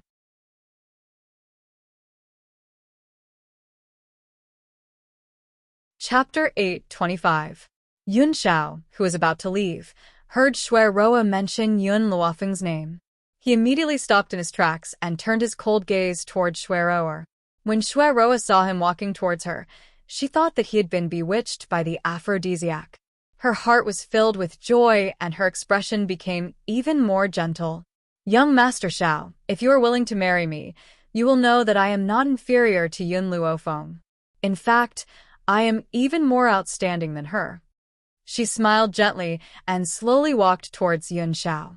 Every time she took a step closer to Yun Xiao, her heartbeat would increase by a notch. She stared foolishly at that grim face, and the feeling of amazement rose involuntarily once again, causing her to fiercely swallow her saliva. If she became Yun Zhao's wife, how blissful would her life be? "Young Master Xiao, my legs are a little weak. Can you help me?" Shui Ro smiled gently and stretched her arm towards Yun Xiao. Her body tilted and fell into the man's embrace. Just as her hand was about to land on Yun Zhao's wrist, a swift and fierce sword light suddenly flashed past. In an instant, before she could even touch Yun Zhao's hand, her hand was severed by the blade light. "Ah!" A shrill cry rang through the sky, causing the entire Yi residence to tremble. At the same time, Shui Rower's body fell heavily to the ground without any support. Fresh blood gushed out from her severed arm and dyed the entire courtyard red. You weren't poisoned by the aphrodisiac? Shui Rower's eyes widened and her pale lips trembled slightly. How could this be? She had tried the aphrodisiac that woman had given her several times. She had succeeded every time. Why didn't this man fall into her aphrodisiac? Why? Why did this happen? What's going on? Just as Shui Rower was about to faint, an astonished voice rang out from behind. Then, Yi Jingchen and his wife led a group of people into the courtyard. A group of guards had also surrounded the entire courtyard. Yun Luofeng quickly walked over to Yun Zhao's side. She glanced at Shui Rower, who was lying in a pool of blood, and immediately understood what had happened. Rower. Yi Qi also saw Shui Rower and cried out in alarm. She hurried over to her side. Rower, your hand. Why is it like this? Due to excessive blood loss, Shui Rower's face was pale and her lips trembled as she looked at Yun Zhao. Shui Rower. Jun Fengling had already regained her senses and walked towards Shui Rower with a sneer. Didn't I tell you not to take a step out of the woodshed? You are not allowed to appear in the main courtyard? Looks like someone disobeyed my orders and let you out. Yi Jingchen understood what Jun Fengling meant and immediately sent 2 men to bring the 2 guards who were guarding Shui Rower over. After all, Shui Rower's appearance here was definitely related to them. Godmother, Rower has already become like this.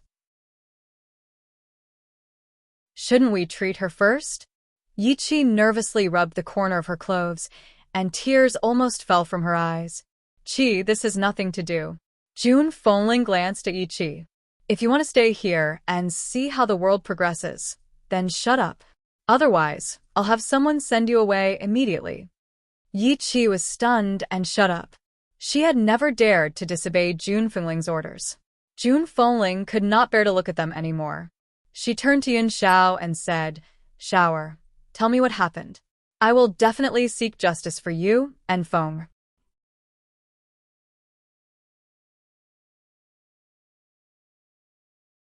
Chapter 8:26. Yun Zhao's expression was as cold as ever. He wanted to seduce me. He even claimed that Feng was not as good as her. Jun Fengling's face darkened completely.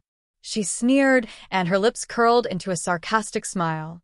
Feng is not as good as you? Shui Rower, aren't you overestimating yourself? Do you think that I, Jun Fengling, will accept anyone? You're wrong. I accept Feng because she's Yun Luofeng. I won't accept anyone else. When those people reported Yun Zhao's news to Yi Jingchen, they also brought Yun Luofeng along. Hence, Jun Fengling already knew about Yun Luofeng's behavior all these years and admired her even more. Yet, Shui Rower claimed that Yun Luofeng was not as good as her? What a joke. How could the daughter-in-law that Jun Fengling fancied be inferior to such a pretentious woman? No, it's not like that.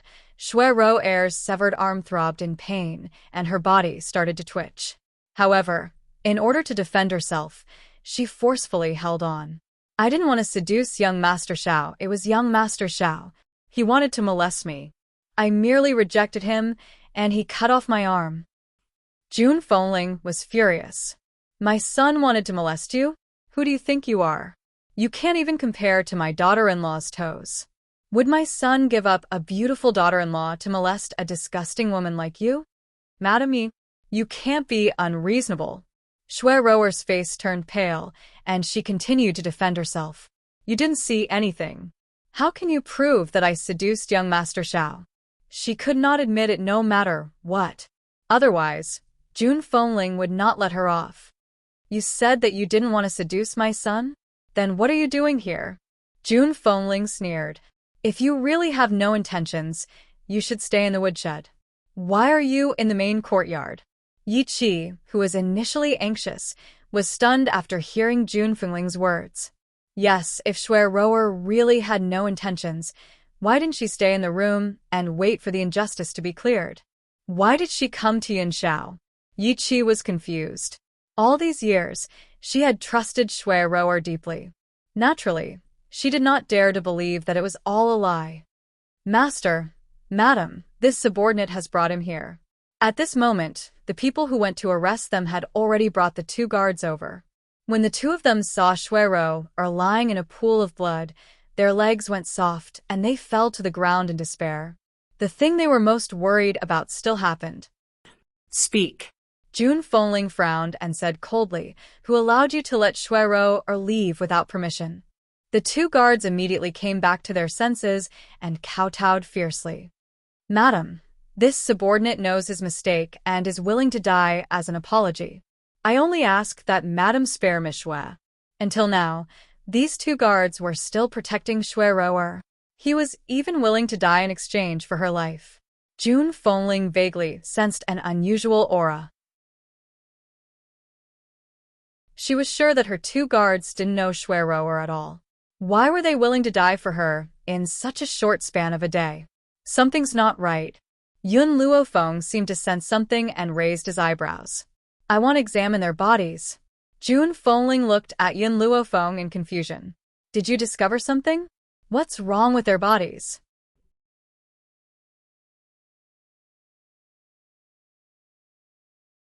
Chapter 8:27.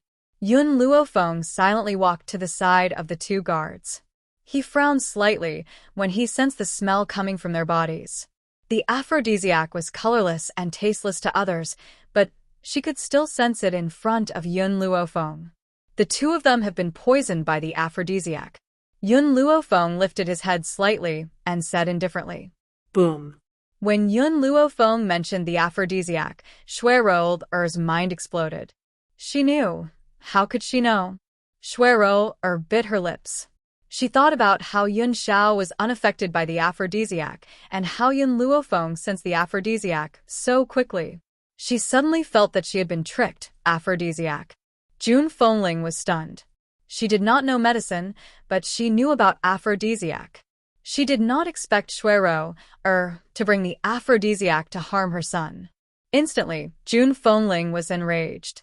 She looked at Yi Qi angrily and said, "Look, this is your friend. She can't forget about leaving the Yi residence today." Yi Qi's face was pale. She hurriedly looked at Shuero, hoping for an explanation. However, there was nothing. Shuero widened her eyes in panic and stared at Yun Luofeng. At that moment, her heart turned cold. Could it be that Shuero's motive for coming to the Yi residence was for Yun Xiao?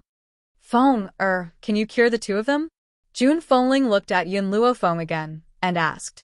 Yun Luofeng smiled and said, "The aphrodisiac is not a serious illness. The two of them were just bewitched. I only need one needle to make them go back to normal." Then, Yun Luofeng took out a needle pouch from his clothes and carefully took out a silver needle. He then inserted it into the guard's shunting acupuncture point. In no time, the two guards regained their clarity. They looked at each other in dismay, not knowing what had happened. After a long time, the two of them remembered what they had just done, and their expressions changed drastically. "Sir, madam, please have mercy. I don't know what happened, but when Shuero begged me, I couldn't reject her. Please give me another chance." The guard kowtowed fiercely and begged. "Although this wasn't your intention, if you hadn't given her a chance, she wouldn't have been able to harm you with her charm. So, you still have to pay the price for your mistakes." Jun Fengling looked heroic. "Men, take the two of them down. Lock them up for 3 months and deduct half a year's salary." The guards understood that Jun Fengling was being merciful by giving them such a punishment. They hurriedly kowtowed to express their gratitude and followed the other two guards down. Since the aphrodisiac had been removed, they didn't even glance at Shuero. Suddenly, a man in black walked up to Jun Fengling's ear and whispered a few words to her. The smile on Jun Fengling's lips deepened when she heard the man in black's words. "Bring him here." "Yes, madam." The man in black accepted the order and retreated. After the man in black left, Jun Fengling looked at the ashen-faced Shuero and said, "Shuero, I've brought someone to see you. You will definitely be very interested in this person." As soon as he finished speaking, the black-clothed man walked over with a burly man in his hand. He threw the burly man to the ground.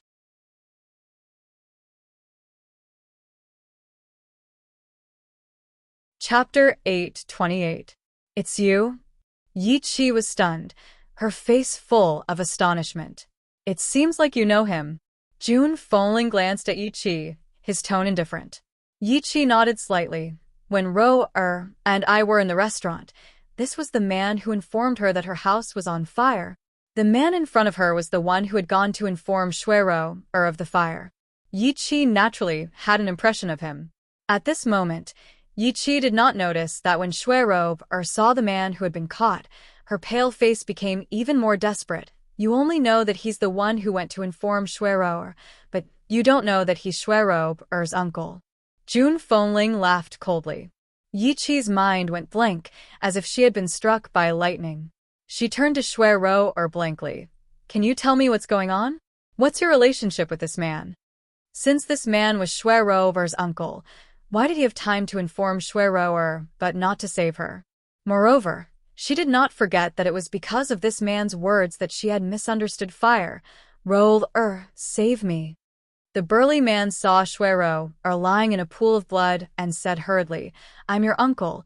You can't just watch me die. Admit that you did everything and it has nothing to do with me. Shuero's body trembled. She bit her lips and did not say a word. Her slightly lowered eyes were filled with despair and a layer of hatred that could not be erased. Madam Yi, please let me go. Seeing that Shuero did not respond, the burly man hurriedly knelt in front of Jun Fengling. It's Shuero. She returned to the Shui family that day and claimed that she could become Madame Ye's daughter-in-law, but she needed our help. That's why I listened to her and reported the fire. I even deliberately said that the one who set the fire was a little girl in red. Jun Fengling raised his eyebrows. Then, do you know who set the fire? I know. The burly man did not dare to hide anything. It's Shuero. She set the fire herself and burned her mother to death. The Shui family said that they could accept her, but not her bedridden mother. In order to get rid of this burden, she decided to burn her mother as well. At that time, I could still hear her mother's mournful cries. She screamed Shuero's name, but she didn't know that the one who set the fire was the daughter she was so proud of. After the burly man finished speaking, Yi Chi's body stiffened. She looked at Shuero in disbelief and asked in a hoarse voice, Did you set the fire? It wasn't me. Shuero screamed. It wasn't me. It wasn't me. Shuero said. It's Shuero. You. Shui, the man said. Chi she. Is. She. Shui, the man said. You told the Shui family that as long as you set the house on fire, Miss Yi Chi would take pity on you and let you live in the Yi residence. As long as you enter the Yi residence, you'll be able to seduce young Master Xiao.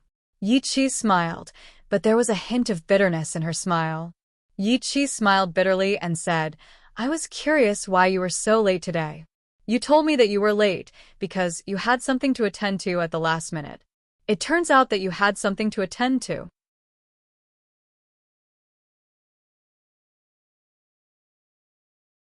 Chapter 8:29. Yi Chi was already walking toward Shueroa as she spoke. Chi. Shueroa looked a little flustered. Don't you trust me? Yi Chi sneered. How could I not trust you? It's because I trust you that my big brother is bitterly disappointed. It's also because I trust you that I've always been used by you. Big brother is right. Even if I'm sold, I'll still count the money for her. At this moment, Yi Chi's tone was filled with despair. She was obviously hurt by her most trusted friend. Shueroa, you don't have to explain anymore. If it was my big brother, second brother, or second sister-in-law who went to investigate the truth, I would definitely believe you. However, this time, my adoptive mother has personally sent people there. How could I possibly trust you?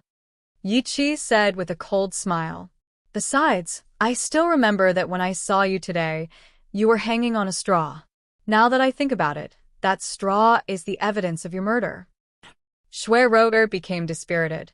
She knew that no matter how much she tried to explain, it would be useless against her. Suddenly, she started roaring with laughter. Her laughter was desolate, and it was like the wailing of ghosts and the howling of wolves as it reverberated in the wind. Yes. So, what if I did it? My fate is so tragic. My father doesn't want me, and I need to rely on my sick mother. Do you know how much effort I've put in to return to the Shui family all these years? As long as I become Yun Zhao's wife, I will be protected by Madame Yi. By then, the Shui family will carry me back in a sedan chair. If it wasn't for fate, how could I have done such a thing? So, Yi Qi, I really envy you. You have no parents, but you were lucky enough to be adopted by the Yi family. Why don't I have the same luck? Up until now, Shui Ruo had pushed all her mistakes to fate. However, she had never reflected on her own actions. Yi Qi closed her eyes slightly. After a long while, she opened her eyes. Foster mother, I've said it before. If Shui Ruo really wronged Fire, no matter if I kill or cut her, I won't say a word for her. Immerse, take her back. Jun Fengling sighed. I'll handle the rest. All right. Yi Shima glanced at Yi Qi. Let's go. After what happened today, he understood that Yi Qi would definitely change. She would not be as gullible as she used to be. Qi. Shui Ruo panicked and reached out to grab Yi Qi. Don't go. I know I was wrong. I really was wrong. I don't want to die yet. Please don't leave me behind. In the past, Yi Qi would have stayed behind to plead for Shui Ruo. But now, she followed Yi Shima without hesitation. Jun Fengling smiled. How do you want to deal with her? Yun Luo Feng gently stroked his chin. She wants to seduce my man. That means she really likes men. Maybe the brothel will be interested in her. All right. Jun Fengling immediately slapped the table and made a decision. This woman has lost an arm, but her looks are passable. We should be able to sell her for a few dozen taels of silver. Upon hearing that she was going to be sent to the brothel, Shui Ruo hurriedly struggled. Unfortunately, before she could struggle, Yi Jingchen had already exhausted her strength. Someone, sell her to the Drunken Flower Brothel. Also, tell the owner of the Drunken Flower Brothel to take good care of her.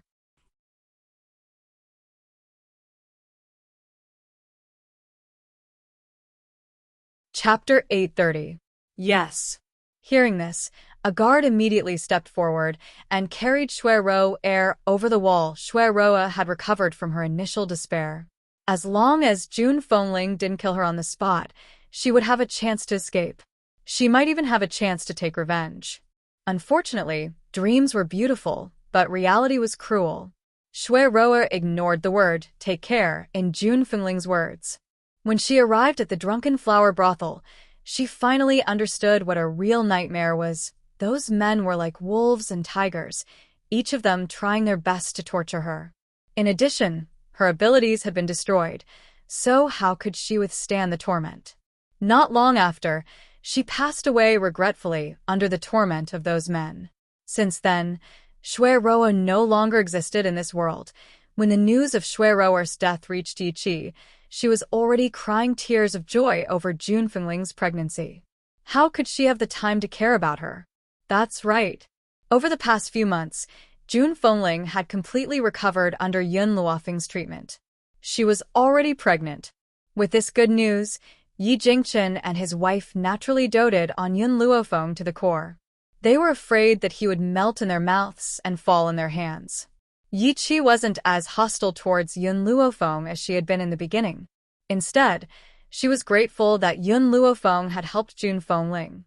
Moreover, her behavior towards Yun Luofeng was instigated by Shui Ruo. Now that she knew Shui Ruo's true colors, how could she continue to be hostile towards her? But she had made so many mistakes that she didn't dare to face Yun Luofeng even now at that moment. In the courtyard of the Yi residence, Yi Qi was about to instruct the kitchen to prepare Jun Fengling's meal when she heard a young girl's voice. Yi Qi, where is mother now? Yi Qi was stunned. She raised her head and looked at the young girl's beautiful and charming face. She asked blankly, are you talking to me? Yun Luofeng frowned. I'm looking for her. Yi Qi suddenly snapped out of her trance. She had mixed feelings. She's in the living room. The Yi family is here, and she's receiving them. I understand. Yun Luofeng turned and walked towards the living room. Suddenly, a delicate voice sounded out from behind her, causing her to stop in her tracks. Sorry. Yichi lowered her head and said apologetically, I know you won't forgive me, but I still want to apologize to you.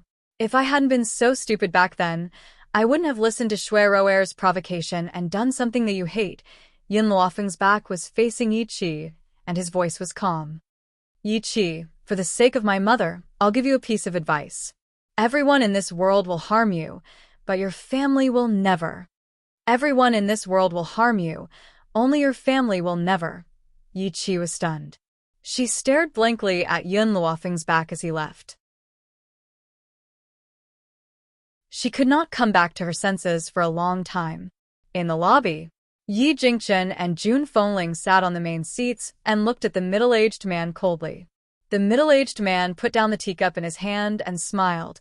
Eldest young master, young madam, second young master has convinced the other elders in the clan to allow you to return to the Ye family. As for Kargalik, I will be in charge of it for the time being. Yi Jingchen's face darkened. He snorted coldly. Would that guy be so kind? He had his eyes on the Yi family firm's current strength. Does he want you to replace me? Let me tell you, I will never leave Kargalik. The Yi family firm now possessed items such as the spirit gathering elixir and had brought great benefits to the firm. How could his greedy brother let go of such a good thing? That was why he had sent someone to replace him.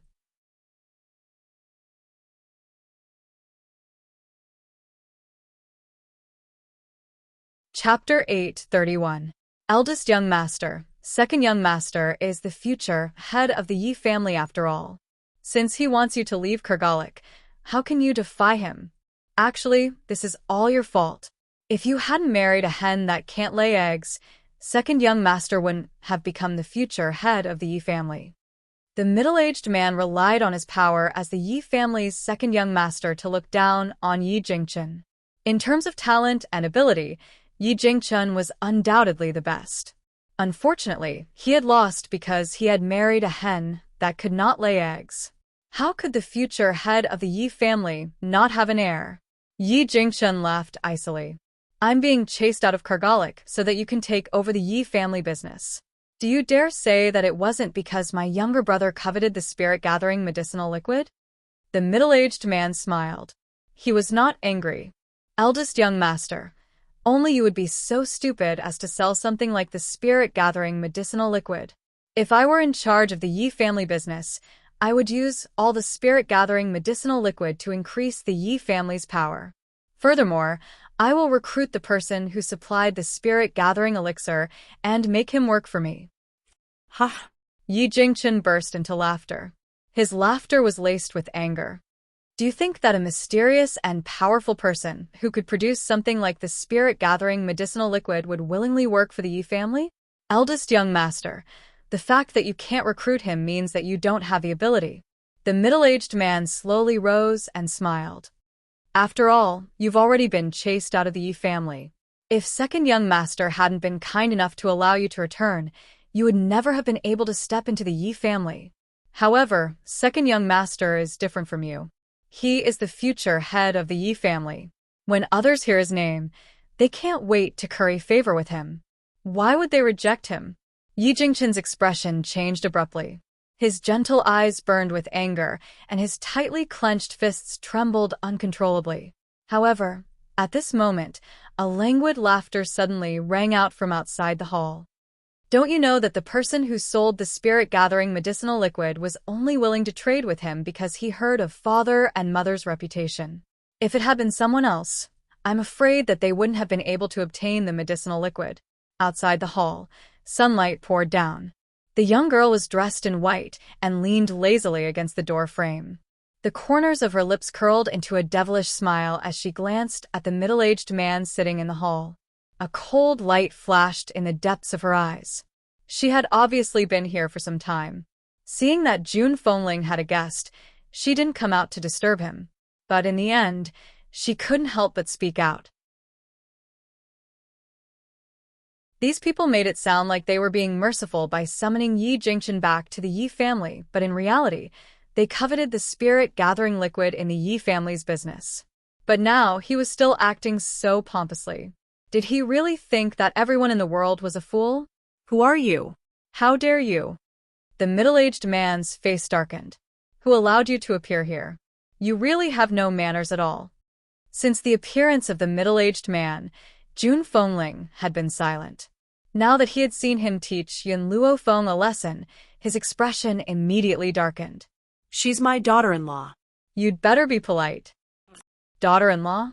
The middle-aged man frowned slightly, and a look of disgust flashed across his eyes. So, this is your bastard's wife. At the end of the day, she's just a bastard. Eldest young master, even if you want to marry, you should find a better woman. This kind of woman even gave birth to a bastard. What right does she have to be the young madam of the Yi family?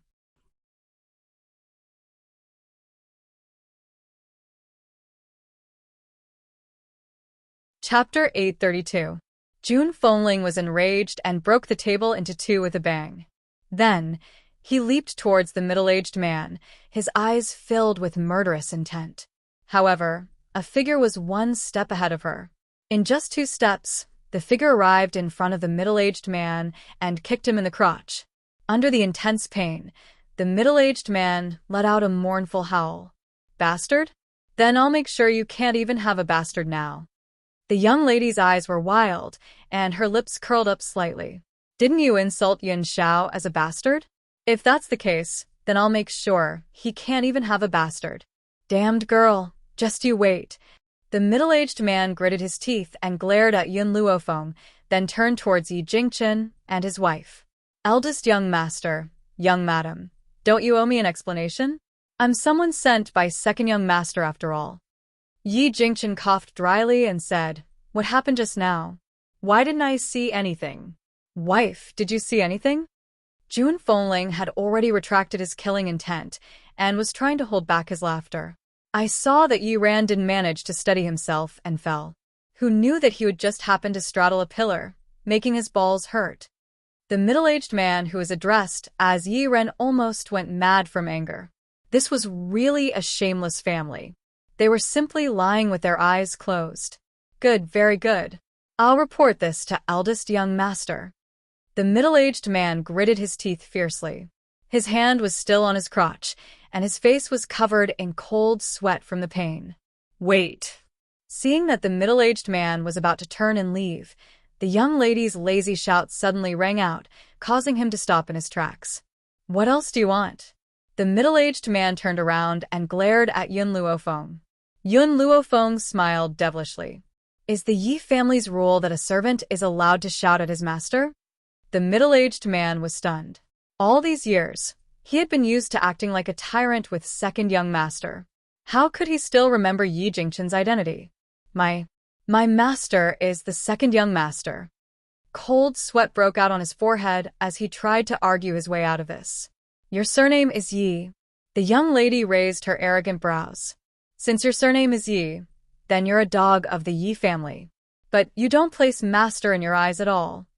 Then what do you want? Kneel down and apologize. The young lady's words were merciless, causing Yi Ran's body to tremble. Apologize? Impossible.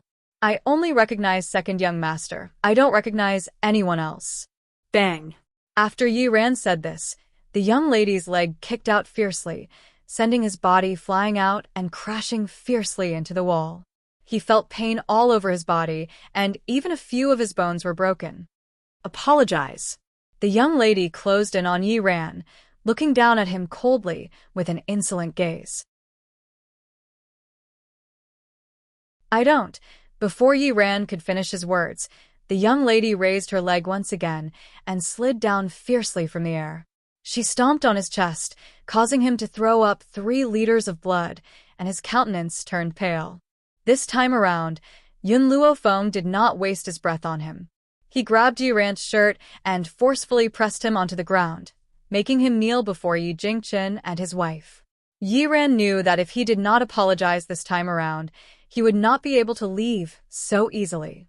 He hurriedly kowtowed and said in a terrified voice, Eldest young master, young madam, it's my fault. I shouldn't have taken advantage of my position to bully you. Please let me off. I'll scram back to the Yi family right away and never dare to offend eldest young master and young madam again.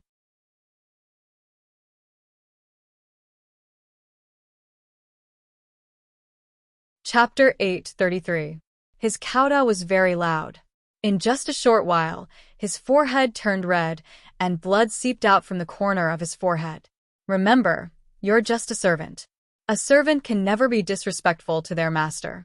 Scram immediately. Yun Luofeng let go of his hand, and his eyes were filled with malice. Since she had accepted Yi Jingchen and his wife, she would never allow anyone to be disrespectful to them. Not even the Yi family. Yi Ran hurriedly stumbled out of the door. Perhaps he was afraid that Yun Luofeng would make him stay if he stayed for even a moment longer. Sigh. Yi Jingchen smiled bitterly as he watched Yi Ran leave. If my younger brother hears about this, he'll probably hate me even more. Yun Luofeng smiled and asked, will he not hate you if you don't do this? Yi Jingchen suddenly returned to his senses. That's right. Even if he didn't beat Yi Ran up, his younger brother would still hate him. Since that was the case, what did it matter if he attacked Yi Ran or not? At most, it would only deepen his hatred. Brother Yi, Jun Fengling frowned slightly. In the past, when I was with you in the Yi family, I could bear with it no matter how much I suffered. But now, I've found my son and daughter-in-law. If the Yi family bullies them, don't blame me for turning against you. Yi Jingchen smiled warmly and raised his arms to protect Jun Fengling. Juner, you've misunderstood. The reason why I was worried before wasn't because I still cared about the Yi family. I was only afraid that my younger brother would hurt you. However, Feng is right. Even if this hadn't happened, he wouldn't have let our family off. If Jun Fengling had not appeared, the position of the head of the Yi family would definitely have belonged to Yi Jingchen. It would not have been his turn. If Jun Fengling had gotten pregnant, the position of the head of the family might have shifted again. How could he not hate Yi Jingchen when there was such a danger? Why would he not want to harm Yi Jingchen's life? Therefore, even if Yun Luofeng had not done such a thing, he would not have let Yi Jingchen off. Juner, don't worry. You're my only family. If the Yi family really wants to hurt you, I'll risk my life to ensure your safety. Yi Jingchen's eyes were filled with determination. Ever since the Yi family chased them out of the clan a few years ago, he had been bitterly disappointed. In this life, the only person he cared about was Jun Fengling. Towards Yun Xiao and Yun Luofeng, it was only out of love for them. Father, mother, Yun Luofeng raised the corners of his lips. Next time, if young Master Yi wants the Yi family firm again, you can ruthlessly extort a sum of money from him and then give the Yi family firm to him. Yi Jingchen was stunned for a moment. He frowned slightly. I'm afraid that's not appropriate. No matter how precious the items I extort are, they can't compare to the spirit-gathering medicinal liquid in the shop. Yun Luofeng raised his brows and smiled. Don't worry. The Yi Clan Trading Company is just an empty shell to him. Moreover, what I said to Yi Ran earlier was not a threat. Once the Yi Clan Trading Company changes hands, there will no longer be any spirit-gathering medicinal liquid. Wise. Yi Jingchen was even more surprised. Yi Shima had always been managing the Yi family's business, so he did not know the exact situation. While Yi Jingchen was still confused, Yi Shima's hearty voice came from outside the hall. Godfather, godmother, this matter is very simple. Sister-in-law was the one who provided the spirit-gathering medicinal liquid. Yi Jingchen's heart skipped a beat. The initial shock in his eyes had already turned into shock. His breathing also quickened slightly. Is what your brother said true? You were the one who provided the spirit-gathering medicinal liquid?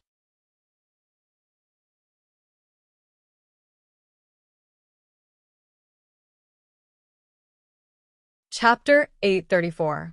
Facing the man who was as gentle as jade, Yun Luofeng lightly nodded his head. This is why I said that once the company changes owners, there will be no more spirit-gathering elixirs. Yi Jingchen was dumbfounded. After all this time, the person who sold the elixir was actually Yun Luofeng? The funny thing was that his younger brother wanted to take away the trading company? Compared to Yi Jingchen, June Fengling was much calmer. She patted Yun Luofeng on the shoulder and wanted to say something, but it turned into a sigh in the end. My daughter-in-law is truly capable. As a mother-in-law, I have to look at her in a different light every time. However, I'm proud of you. June Fengling was very proud. Indeed, who else in this world could have such a capable daughter-in-law like her? It seemed like his son had good taste, unlike Yi Jingqian's younger brother, Yi Jingxian, who was as proud as a peacock just because his son was favored by the princess. How could that princess compare to his daughter-in-law? Yi Jingqian smiled bitterly as he stroked Yun Luofeng's hair. You've really given me a fright. However, you must hide the things in your hands well. Don't let anyone else see them. Otherwise, it's inevitable that someone will try to steal them.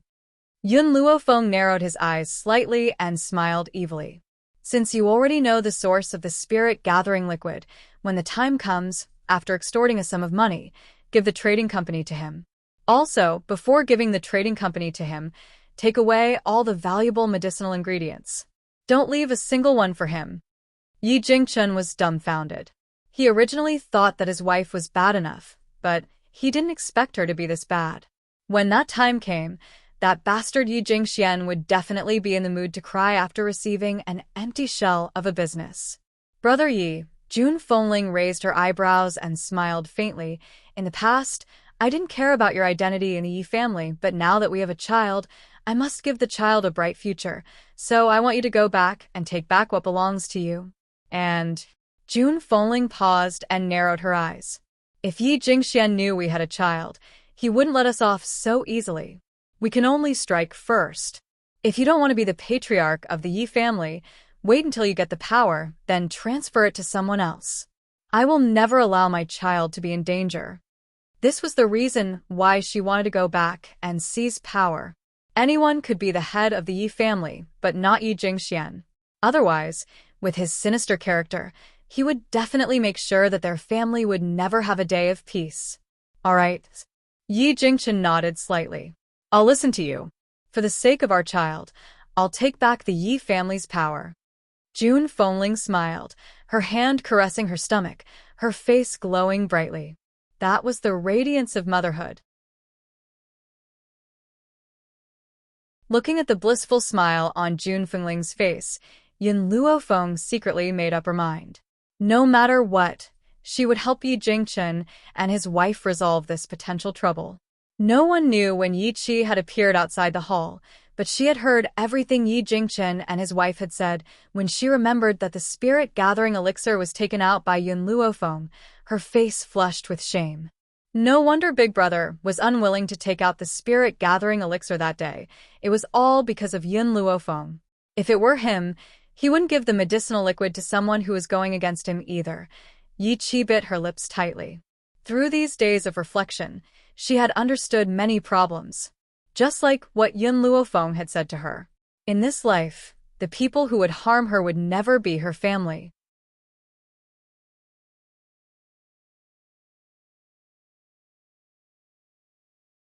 Chapter 8:35. If she had listened to Big Brother back then, there wouldn't have been so many problems. She wouldn't have been deceived by one person for so long. At this thought, Yi Qi glanced at the happy family in the hall again. Then, she turned around and slowly left the courtyard. Yun Luofeng seemed to sense something. He turned around slowly and stared at Yi Qi's receding figure. Humans were strange. If they didn't suffer a setback, they would never reflect on themselves. If it wasn't for Shui Ro Air's incident, Yi Qi would still be a willful little girl. She didn't even know where she had gone wrong. At the Ye residence. In the depths of the forest, a tightly shut door slowly opened. Not long after, an old man in a green robe slowly walked out. When they saw him, everyone waiting outside the door knelt on the ground and said respectfully, "Congratulations on coming out of seclusion, Master." The old man nodded slightly. His gaze swept across the room and stopped on the man in front of him. Did anything happen while I was in seclusion? Father, Yi Jingxian said timidly. Ever since you went into seclusion, the elders in the family unanimously decided to banish Big Brother to Kargalik. Banishment meant that he would be expelled from the Ye family. Of course, Yi Jingxian wanted to push all the blame onto Yi Jingchen, but he knew that no matter how many lies he told, they would see through him. He might as well tell the truth. Fortunately, the old man only frowned and didn't blame Yi Jingxian. He only sighed helplessly. It's good that they left. At least it's better to stay in Kargalik than in the Yef family. If Jun Fengling hadn't been infertile, he wouldn't have passed the position of young master of the Yef family to Yi Jingxian. After all, as the head of the Yef family, how could he not have a son or daughter? But in reality, compared to his second son, he preferred the mature and steady Yi Jingchen. This was also the reason why Yi Jingxian hated Yi Jingchen.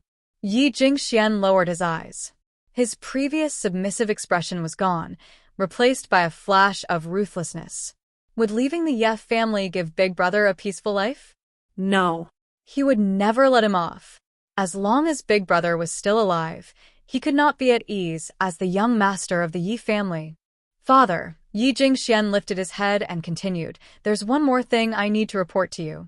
Wen is currently on good terms with the princess of the royal family, and His Majesty has also agreed to this marriage. Once you come out of seclusion, they will arrange a date for the marriage. The princess of the imperial family, Jiang Mengyao, was the #1 beauty in the imperial city. Her beauty was unparalleled, her talent was extraordinary, and even her medical skills were outstanding. It was no wonder that Yi Jingxian was so proud to have such a perfect daughter-in-law. Oh. Sure enough, after hearing this, the old man's heart was moved. Not bad, this is very good. Obtaining the favor of the royal family is more important to the development of our Yi clan. Yi Jingxian was delighted. As long as he was on the same boat as the royal family, no matter how strong Yi Jingchen was, he wouldn't be able to seize power from him. Xianer, did anyone go to the back of the mountain while I was in seclusion? The old man frowned slightly and asked in a calm manner. Yi Jingxian said respectfully, Father, don't worry. The back mountain is the Yi family's forbidden area. No one has the guts to go there. Is that so? Then I'd like to go to the back mountain to take a look. The old man felt a little uneasy, so after saying this, he walked to the back mountain without any hesitation.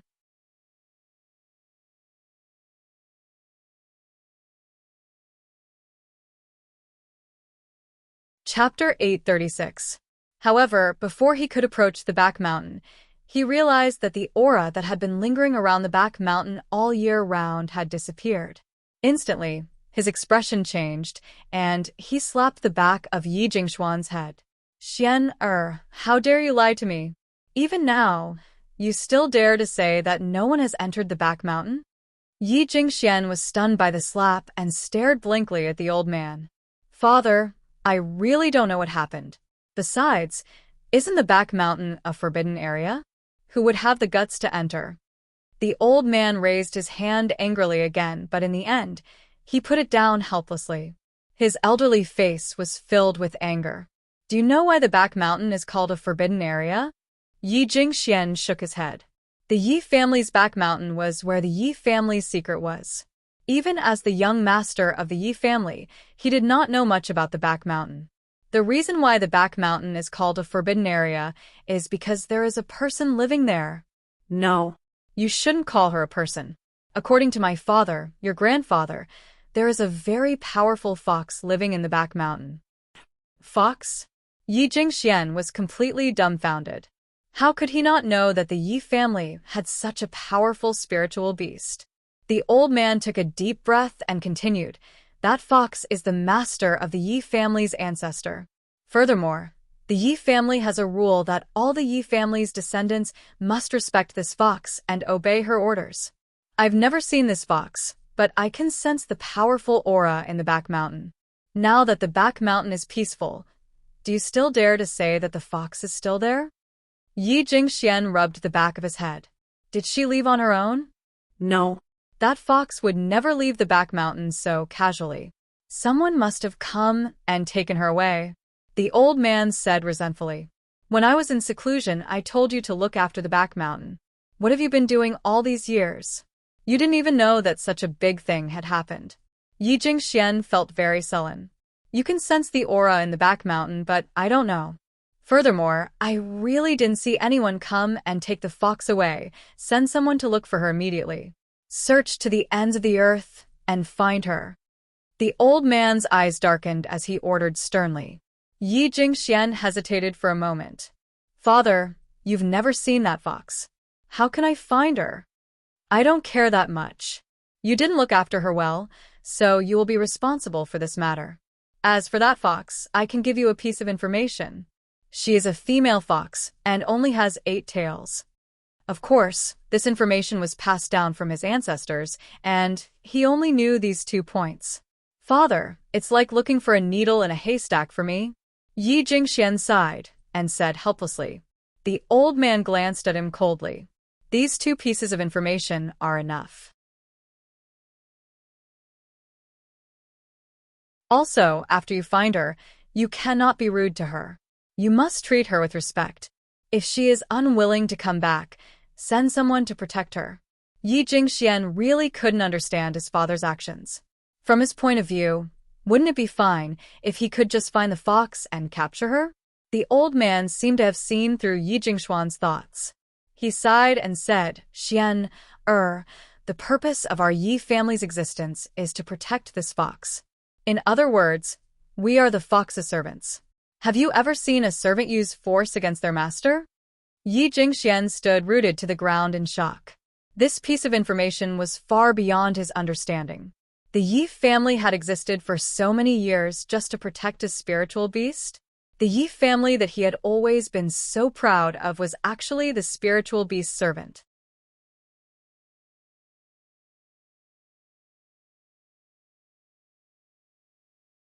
Chapter 8:37. The old man smiled bitterly as he looked at Yi Jingxuan's devastated expression. Wasn't he the same when his father told him about this back then? However, he couldn't go against the clan's rules. He could only accept this fact. "Father, I understand." Yi Jingxian came back to his senses and said, "I'll send someone to look for that fox." The old man nodded in satisfaction. "I didn't manage to break through during my closed-door cultivation this time. I'll have to continue in a few days. Xian, although you and Chun don't share the same mother, you're still brothers. I hope that you two will respect and love each other. Do you understand?" Yi Jingxuan's expression suddenly changed. He smiled ingratiatingly and said, "Father, don't worry. I've always respected Big Brother. Why would I have a conflict with him? I'm the kind of person who would give up even a piece of cake to Big Brother. If possible, I'd like to give him the position of young master of the Yi family. Unfortunately, Big Brother doesn't have a son or a daughter. The elders in the family don't approve of my actions at all." It seemed that this old man had guessed what he had been doing during this period of time. That was why he had specially warned him. However, he had no choice. In order to become the head of the Yi family, he had to coax this old man. The old man glanced at Yi Jingxian. "If you really think that way, I'm relieved. I'll choose a good day for Princess Mengyao and win her later. After this, I'll continue my closed-door cultivation. I won't come out until I break through this time." "Yes, father." Yi Jingxian lowered his head, and the corners of his lips curled into a cold smile. As long as this old man went into closed-door cultivation, the entire Yi family would be his again. Although there were some disagreements among the elders of the Yi family, it didn't matter. In the end, everything was still up to him. Kargalik. Inside the Yi residence. After Jun Fengling had given some simple instructions, he sent people to pack their luggage. Soon, the servants of the Yi residence had prepared their luggage. Even the horses that the Yi residence had reared were brought over. Of course, Yun Luofeng and Yun Xiao rode on the same horse. Yi Jingchen and his wife also rode on the same horse. Only Yi Shima and Yi Qi traveled alone. Looking at the couples, Yi Shima was a little sad. "In the past, I was fed dog food by my adoptive parents every day. Now I have a younger brother and sister-in-law. It seems that it's time for me to consider my marriage." Although Yi Shima had a lot of women around him, he only maintained a friendly relationship with those women and had no intention of taking things further. The way he saw it, the life he wanted was for his adoptive parents to be so loving. Before he found the person he loved, He would rather remain single. Yi Qi's gaze followed Yi Shima's. After hearing what he said, she felt a pang in her heart and lowered her eyes. She understood that her big brother would never choose her in this lifetime. In this way, she did not know how to face her sister-in-law in the future. Fortunately, her big brother had been single all these years, so she had never thought about this. Now that she thought about her future life, her heart clenched fiercely. Even the hand that held the horsewhip involuntarily tightened. Everything is ready. Let's go. June Fengling hugged Yi Jingchen's waist tightly and leaned her head on his back. A determined look flashed across her eyes. This time, I won't give in no matter what. Whether it was for the unborn child in her belly, or for Yun Xiao and Yun Luofeng, she would never let anyone bully her.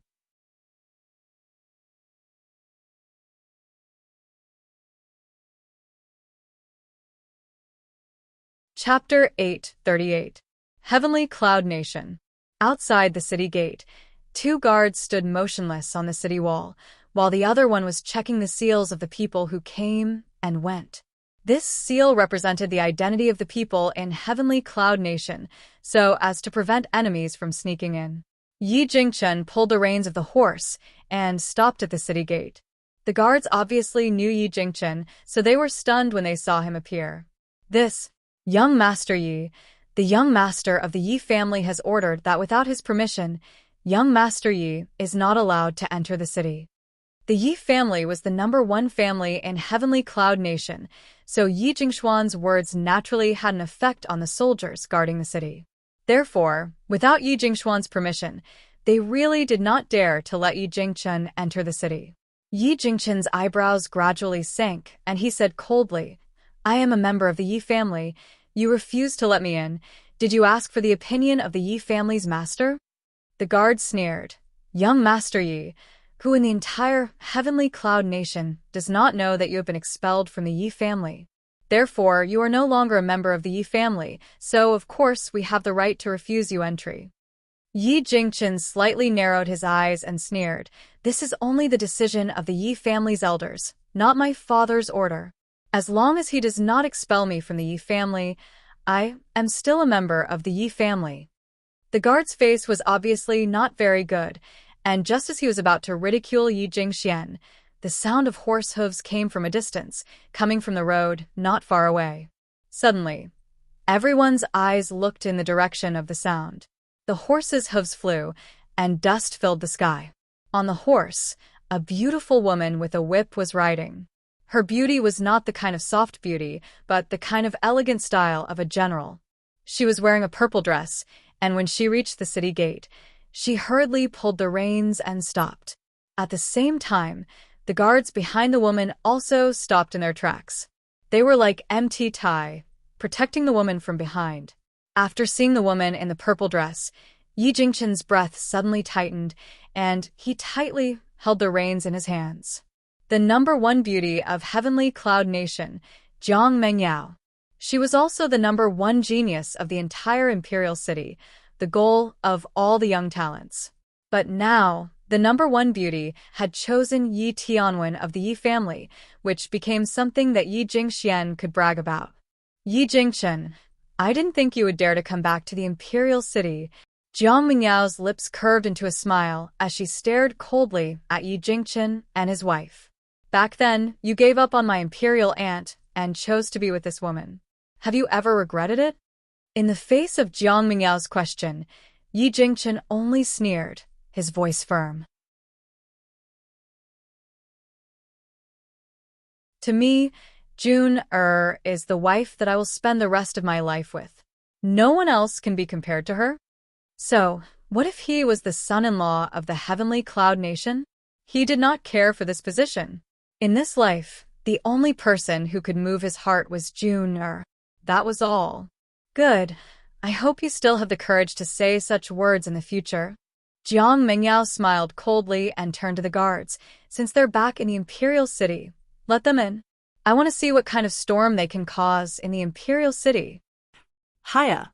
After saying this, Jiang Mengyao waved the whip in her hand. Before she left, She threw out a sentence of disdain. Yi Jingchen, Jun Fengling, you should thank me. Without me, you wouldn't even have the right to enter the imperial city.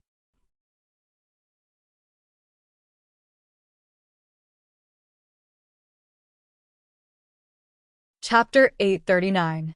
Jiang Mengyao did not even look at Yun Luofeng and the rest. It was as if they were not worthy of her attention. Yi Jingchen clenched his fists tightly. It was the first time he felt so powerless. Brother Yi, Jun Fengling raised her eyebrows. It's just a few words. How many times have I been mocked over the years? I don't care about what the world thinks. I'm not afraid as long as I can be with you. Her words made Yi Jingchen's heart ache even more. He made up his mind. No matter what, he had to take back the power that belonged to him. He would not let anyone bully his wife. Puffed. Yi Qi spat on the ground. She was so angry that her pretty face was red.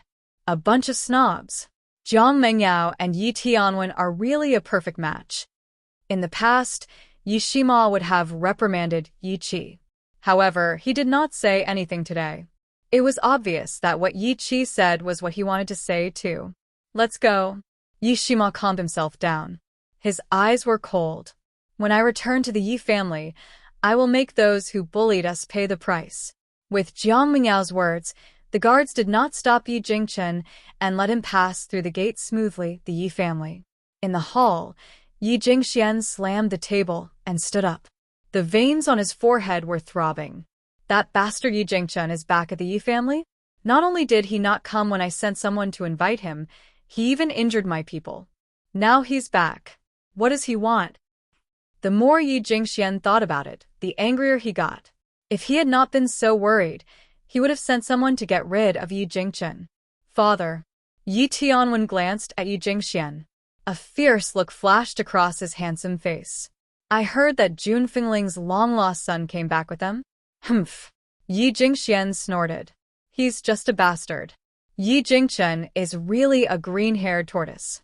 He married a slut and brought up a bastard. Such a person doesn't deserve to be a disciple of the Yi family. What a disgrace. On this mainland, men could have concubines and 2 wives, but women could not. As a woman, she had to be faithful to one man. Even if she separated, she could only live a bitter and lonely life. I really don't know what eldest uncle is thinking. Back then, the imperial princess wanted to marry him, but not only did he reject her, he even married a whore. You don't even want the chance to be the emperor's son-in-law? Are you stupid? Yi Tianwen could not understand why he would give up such a good opportunity. Wouldn't he be benefiting an outsider? Moreover, the eldest princess hadn't married for so many years. Wasn't she waiting for him? Yi Jingxian laughed mockingly. If he really became the emperor's son-in-law, I wouldn't have anything to do with it today. Yi Jingchen was too stupid. He could have been the emperor's son-in-law, but he insisted on messing around. Father, I heard that the bastard already has a fiancée. His fiancée is a stunning beauty, even more so than Princess Mengyao. Yi Tianwen's brows slightly sunk. He was just a bastard, yet a beauty threw herself into his arms. Was that beauty blind? So, what if she's beautiful? Yi Jingxian was very unhappy with Yi Tianwen's words. He frowned. Even if she's beautiful, her status and talent are inferior to Princess Mengyao. You can't be interested in this kind of woman. You are the only child of our Yi family. Only Princess Mengyao is worthy of you.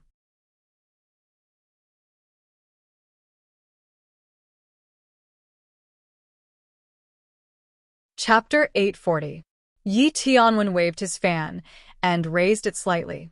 Father, don't worry. I'm not a lustful person. I know what I want.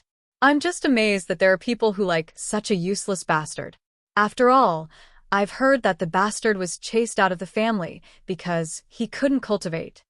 How could a bastard who couldn't cultivate be worthy of a beauty? Only a woman with a rough appearance could match him. Yi Jingxian nodded in satisfaction. The Yi family scouts have reported that Princess Mengyao has returned. Go find her later. Also, I heard that the Empress is sick. Princess Mengyao left the imperial city to find herbs for the empress' illness. Our Yi family has 1,000-year blood ginseng. Take it to Princess Mengyao. Yes, father. Yi Tianwen bowed his head and replied respectfully. Not long after Yi Tianwen left, there was a commotion outside the door.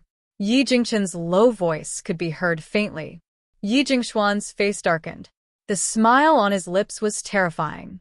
Without any hesitation, he walked out of the hall. In the courtyard, Yi Jingchen's eyes were filled with anger. He stared coldly at the man who had walked out of the hall and said coldly, Yi Jingxian, what do you mean by this? Are you trying to shut me out? Don't forget, I'm your big brother. A few years ago, he had swallowed his anger and left the Yi family in order to seek peace. This time, he would not give up what belonged to him so easily. What belonged to him, he would take it back. Yi Jingxian smiled sinisterly. Big brother, are you misunderstanding me? I didn't reject you at the door. Don't forget, a few years ago, you said that you would never step into the Yi family ever again. The guards of the Yi family are only fulfilling your promise. What he meant was that the one shutting Yi Jingchen out was not him, but Yi Jingchen himself. Yi Jingchen said coldly, don't you know the reason why I left the Yi family? If you hadn't bullied June, I wouldn't have left. Big brother, if you and sister-in-law want to come back, of course I have no problem, but... Yi Jingxian glanced at Yun Luofeng and Yun Xiao, who were standing beside June Fengling, and his lips curled into a sinister smile. These two people are not from the Yi family. They have no right to enter the Yi family. Yun Luofeng's lips curved into a faint smile. Her smile was lazy and evil, but her black eyes were clear. Yi Jingchen is my father-in-law and June Fengling is my mother-in-law. Why can't Yun Xiao and I enter the Yi family? Hee. Yi Jingxian laughed coldly. Who doesn't know that this bastard is June Fengling's child? Our Yi clan will not accept this bastard. You should scram. Fire. Yun Luofeng's eyes darkened as he shouted. In an instant, a little girl dressed in red appeared out of nowhere. Her figure was as fast as lightning, and in an instant, she was in front of Yi Jingxian. With a loud smack, she slapped him hard across the face. Yi Jingxian was stunned. This little girl was too fast, so fast that he couldn't react in time. When he finally regained his senses, his eyes were filled with rage. How dare you? How dare you lay a hand on me? Yi Jingchen, as the young master of the Yi family, I order you to take these two girls down. Yi Jingchen smiled coldly and didn't move an inch. Good, very good. A cold light flashed in Yi Jingshuan's eyes as he ordered sternly, Men, take down these traitors of the Yi family.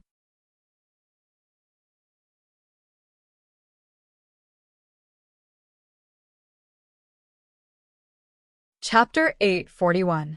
Yun Luofeng had merely allowed fire to slap him, but in his mouth, it had become Yi Jingchen's betrayal of the Yi family. The guards looked at each other in dismay, but no one dared to make a move. Even if Yi Jingchen had been expelled from the Yi family, he was still the young master of the Yi family. How could they dare to offend him? Make a move on him? Seeing that the guards were standing still, Yi Jingxian became even more furious. At this moment, Yun Luofeng's languid voice rang out. So, what if I hit you? She raised the corner of her lips. You slandered the son of the Yi family. Don't you deserve to be hit? Yi Jingxian was stunned. What do you mean by that? What I mean is very simple. Yun Xiao is Yi Jingchen's biological son. Boom. Like a bolt from the blue, Yi Jingxian was stunned. Yi Jingchen and June Fengling were also stunned. No one knew better than them who Yun Zhao's father was. After all, June Fengling had only met Yi Jingchen after leaving the Xiao family. How could Yun Xiao be his son? June Fengling was a little anxious. He kept giving Yun Luofeng looks, trying to stop her from speaking. From beginning to end, only Yun Xiao was the calmest. To him, no matter what Yun Luofeng wanted to do, she had her reasons. All he could do was believe her unconditionally. Impossible. This is impossible. Yi Jingxian took 2 steps back. How could this bastard be my brother's son? He clearly came from the roaring dragon continent. Yun Luofeng slowly took 2 steps closer to Yi Jingxian. How do you know that Yun Xiao wasn't born from father and mother in the roaring dragon continent? Moreover, it's very simple to verify what I said. A drop of blood is enough. Yi Jingxuan's eyes flashed fiercely. He really didn't expect his brother to have a son outside. Could it be that he was afraid that he would hurt their son, so he hid it for so many years? Obviously, Yi Jingxian already believed Yun Luofeng's words. After all, she had even said a drop of blood to identify the kinship. How could it be false? Jun Fengling's expression became even more anxious. Once the blood test was done, it would be enough to prove that Yun Xiao wasn't brother Ye's son. At that time, it would be very difficult to clean up the mess. Just as her heart was filled with anxiety, a voice suddenly sounded in her mind, exploding with a loud bang. Don't worry, I will take back what belongs to you. Jun Fengling raised her head in surprise. At that moment, she met a pair of eyes that seemed to be smiling. That pair of eyes was so bright that it miraculously calmed her anxious heart down. Soul transmission. She could actually use soul transmission. Just how many things did this daughter-in-law of hers not know? I'll go discuss with the elders and choose a date to carry out the blood test. Yi Jingxian glanced coldly at Yun Luofeng. If it turns out that this bastard isn't my eldest brother's son, I'll show you. With that, Yi Jingxian waved his hand and led a group of guards out of the courtyard, hurrying in the direction of the Elder Council. Only Yun Luofeng and the others were left in the courtyard. However, she was still a bit worried, so she set up a barrier around the courtyard, making it impossible for others to hear what was going on inside. Father, Mother, I know you have many things to ask me. You can ask them now. Yun Luofeng shrugged. Besides, no one will hear what you ask here. Yi Jingchen and Jun Fengling looked at each other and laughed bitterly.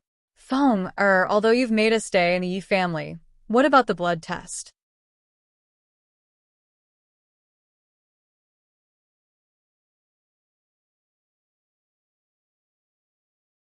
Chapter 842. Yun Luofeng smiled. Don't forget, I'm a doctor. If I want your blood to fuse, they'll definitely be able to fuse. A blood test won't be a problem. Jun Fengling was silent for a moment, then asked, Feng, are you doing this to protect my unborn child? This girl was smart. How could she not guess that he wanted to reveal the news of her pregnancy? Yi Jingxian and his gang would not let her off easily. Yes. Yun Luofeng did not deny it. Feng, you don't have to do this. Jun Fengling laughed bitterly. You and Xiao are very important to me. How can I let you take the risk? How can I be at ease if you do this? Yun Luofeng's fingers gently brushed Jun Fengling's hair. The corners of his lips curled into a smile. The Yi family will be a gift from me to my unborn brother and sister. Brother and sister? Yi Jingchen and Jun Fengling looked at each other and saw joy in each other's eyes. Feng, are you saying that your mother is pregnant with a boy and a girl? Yi Jingchen was so excited that he almost hugged Jun Fengling and kissed her. That's right. Yun Luofeng curled his lips. Mother, you're pregnant, so you must keep your body and mind happy. You don't have to worry about me and Yun Xiao. As long as that holy spirit from the Yi family doesn't make a move, we won't be in any danger. In fact, Yun Luofeng did not know what realm Yun Zhao's current strength was, nor was he sure if he could stand against that holy spirit. However, other than that holy spirit, the rest of the Yi family was no match for Yun Xiao. Although Jun Fengling's strength was not bad, she was pregnant now, so her strength would definitely be slightly weakened. If news of her pregnancy were to spread now, those people would definitely attack her while she was unprepared. If that was the case, she might as well let them attract the hatred. Jun Fengling sighed. Having such a daughter-in-law in this life, what regrets did she have? Jun, take good care of your pregnancy. I'll protect Xiao, and Feng, A cold glint flashed across Yi Jingchen's eyes. If anyone dares to hurt them, I'll protect them even if it means falling out with the Yi family.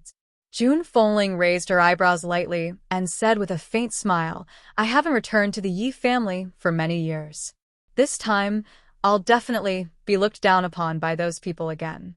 However, I won't swallow my anger like before. This time, whoever dares to bully or humiliate me, I will return it 100-fold. At that moment, a silhouette rushed over. When Yun Luofeng saw the silhouette, he removed the barrier and walked to June Fengling's side. Young master, the servant hurriedly reported, the elders want you to go over. Yi Jingchen frowned. All right, I'll be right there.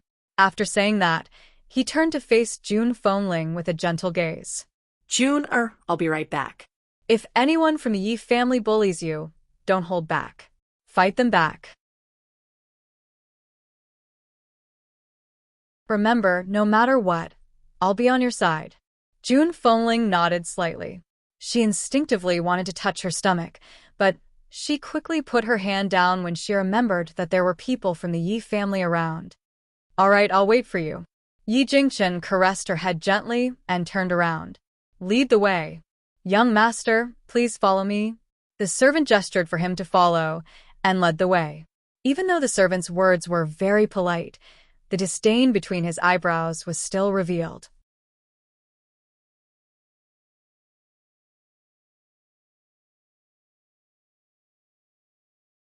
Chapter 843. In the elders' room. All the elders sat around a long table. Sitting at the head of the table was Yi Xiang, the most talented person in the family. Even Yi Jingxian, as the future head of the Yi family, had to listen to his advice sometimes. As the door opened, everyone in the room looked out in unison. When they saw the man who had appeared outside, all the elders' eyes were filled with complicated emotions. Come in, Elder Yi Xiang said in a low voice. Yi Jingchen entered slowly under the elder's gaze. His steps were steady, his breathing steady, and he wasn't in a hurry. Just this alone made him incomparable to Yi Jingxian. You're back? Yi Xiang asked indifferently as he watched Yi Jingchen walk into the elder's office. Yes, I'm back. He's back. And this time, he wouldn't back down. I heard that you have a son outside. Yi Xiang asked directly, without a word of nonsense. Yi Jingchen smiled. That's right, he's my son. It's my fault for letting him wander outside all these years. He's already returned to the Yi family with me. If you don't believe me, you can do a blood test. I have no objections. Since that's the case, let's choose a date for the blood test. Let's do it 3 days from now. Plus, today's matter is too important. I'll inform the head of the family who's in seclusion. Yi Xiang said indifferently. Compared to Yi Jingxian, he was more optimistic about Yi Jingchen. Unfortunately, Yi Jingchen was too powerful, but he didn't have any children, so he couldn't inherit the Yi family. Although he had a son now, he heard that his son was a good-for-nothing. Otherwise, he wouldn't have been expelled from the Xiao family where June Fengling lived. What a pity Yi Xiang felt that it was a pity. If his son had been so talented, he would have made Yi Jingchen the young master of the Yi family no matter what. Elders, Yi Jingshuan's eyes flickered. He stood up and chuckled. Now that my brother is back, there's no one to manage the business in Kargalik. Why don't I send someone over? Yi Xiang frowned. Kargalik belongs to your brother. It's not appropriate for you to do this. Elders, Yi Jingxian said with a fake smile. Kargalik is such a remote place. How can someone as noble as my brother stay there? I'll send someone to replace Big Brother. Yi Jingchen glanced at Yi Jingxian mockingly. It seemed that it was just as Fenger had said. His younger brother wouldn't give up on the business. Not only that, before he left, he had already cleared out all the medicinal ingredients in the business and brought back a few of his trusted aides. What was left for him was just an empty shell. Second young master, don't forget that you were the one who suggested transferring eldest young master to Kargalik. Why didn't you think that Kargalik was a remote place? Among the elders present, an elder dressed in green couldn't stand it anymore and retorted, Now, young master has developed Kargalik to such a prosperous state, and you want to take it back. Yi Jingxian looked displeased as he glanced at the green-robed elder who had spoken. I just want him to go there and reflect on himself. Maybe he will realize his mistake and leave sister-in-law, who knew that he would be so stubborn. Now I also feel sorry for him, so I let him come back to Yi family. Hearing this, the other elders who were usually in cahoots with Yi Jingxian also spoke up. Second young master is right. No matter what he does, it's for the sake of eldest young master. On the contrary, eldest young master bites Lu Dongbin like a dog and doesn't know what's good for him. He's been bewitched by a vixen and doesn't hesitate to go against his own brother.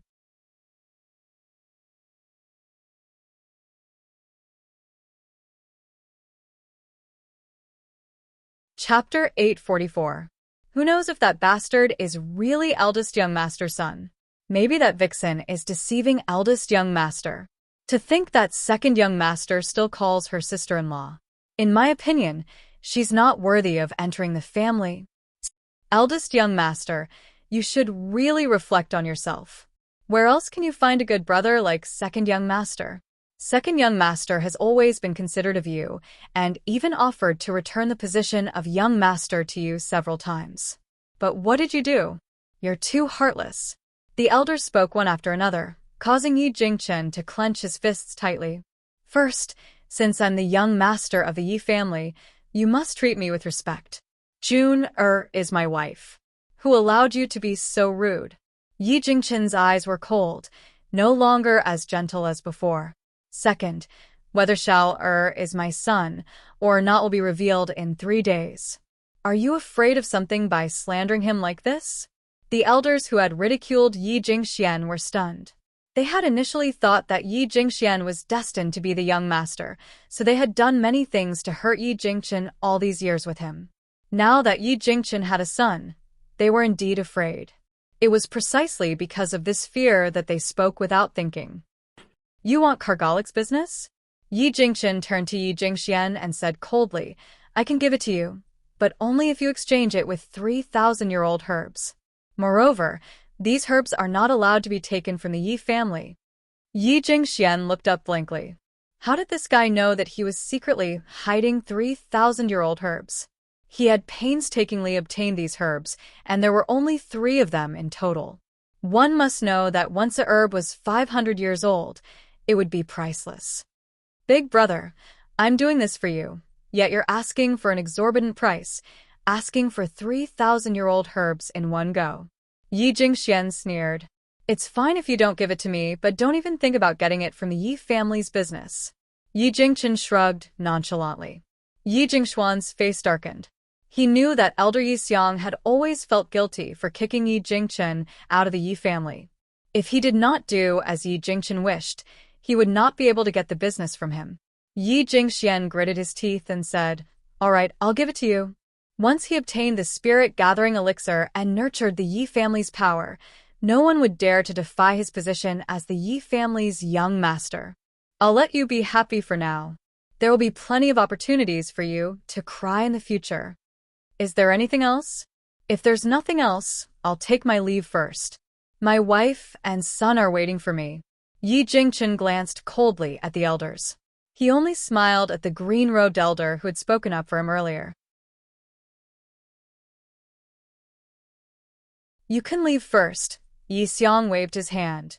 In addition, because we can't be sure that the child is your son, in order to avoid becoming a laughingstock in the end, no one can tell anyone about this before the blood test. For a family like the Yi clan, they placed a lot of emphasis on bloodlines. If the blood test failed, it would definitely become a laughingstock.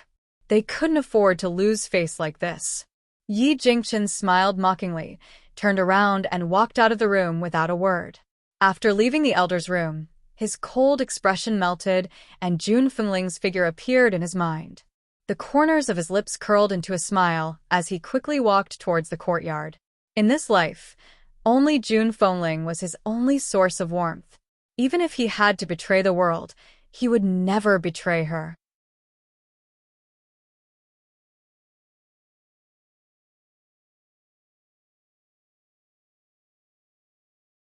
Chapter 845. From afar, Yi Jingchen could see a few people standing in the courtyard. His expression was filled with gentleness as he quickly walked up to them. June, you've been waiting for a long time, haven't you? I'll get someone to clean up our previous room later. As for Foam, and Xiao, arrange them next to us so that I can protect them. All right. June Fengling raised her eyebrows and smiled. She turned to look at Yun Luofeng and the others. If you're tired, go back to your rooms and rest. If you're not tired, let Imo, and Chi-Chi take you around the imperial city. Hearing this, Yi Shima laughed heartily. Godfather, godmother, don't worry. Leave second brother and sister-in-law to me. June Fengling was naturally at ease with Yi Shima. With them bringing Yun Luofeng and Yun Xiao around the imperial city, there would basically be no problems. Brother Yi, I'm tired. Let's go back and rest. June Fengling rubbed her forehead. Ever since she became pregnant, she had become more sleepy and lazy in everything she did. Yi Jingchen smiled and rubbed June Fengling's waist. After giving Yi Shima a few more instructions, he walked towards the backyard. Yi Shima retracted his gaze and laughed. Let's go. Let me show you around and familiarize you with the imperial city. Yun Luofeng nodded lightly and did not refuse. All right. As for Yun Xiao, as long as Yun Luofeng nodded, he would not have any objections. Yi Qi bit her lips as she watched them leave. Her eyes were filled with loneliness. Even though she wanted to follow them, she could not bring herself to do so in the end. The royal restaurant was the most luxurious restaurant in the imperial city. The dishes inside were also extremely famous. Hence, it had become a gathering place for countless luxurious people in the imperial city. However, this restaurant required reservations. Otherwise, they would not be able to enter. Therefore, Yi Shima entered the restaurant in advance to discuss with the owner of the restaurant if he could give them a seat. At this moment, Yun Luofeng stepped into the restaurant not long after Yi Shima left.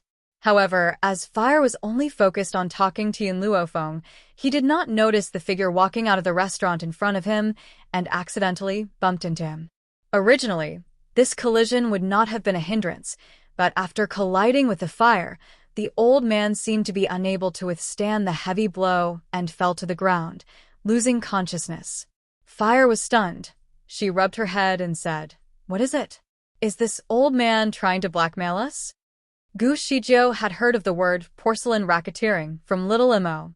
It was said that there were many people who used porcelain racketeering in the world that Little Imo had been to.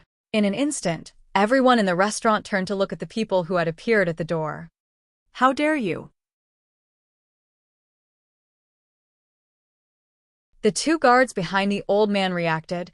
They anxiously pulled out their swords and pointed at Fire, saying expressionlessly, "I suspect that you want to harm our lord. So, all of you, come with me immediately." Fire curled his lips. "You really want to scam me? You're already so old. Don't you have any shame? Old man, stop pretending to be asleep. Hurry up and wake up." She placed her hands on her hips and looked down at the unconscious old man. Her tone was filled with disdain. "Impudent." The guard's expression changed as he shouted harshly. He didn't know what it meant to be a scam, but it couldn't be anything good. At this moment, the people in the restaurant were also discussing, looking at Fire with eyes full of disapproval.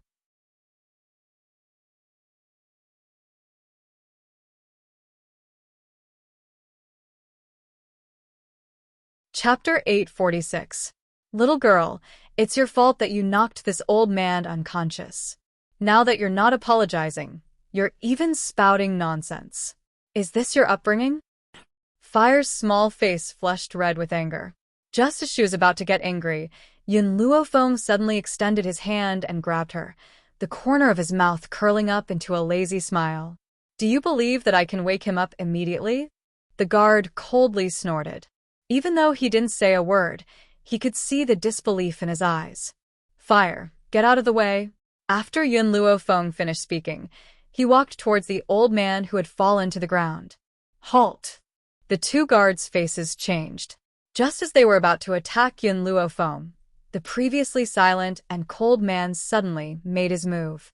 Without any warning, a powerful force entered their bodies, causing them to be unable to resist. They were sent flying by the attack and vomited 3 liters of blood. They could only watch as Yun Luofeng walked towards the old man. When the girl arrived in front of the old man, 3 silver needles suddenly appeared in her hand. She quickly and accurately inserted them into the acupuncture points on the top of the old man's head. Then, as her fingers moved, traces of spiritual power slowly surged into his body.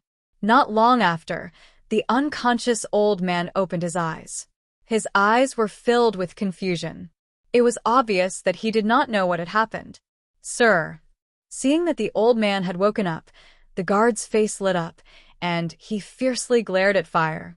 "Just now, this girl ambushed you, causing you to be seriously injured. This subordinate. How dare you?" The old man finally came back to his senses. He slapped the guard and interrupted him, "Apologize to this lady." The guard was completely dumbfounded. He didn't know what had happened. The old man no longer looked at him.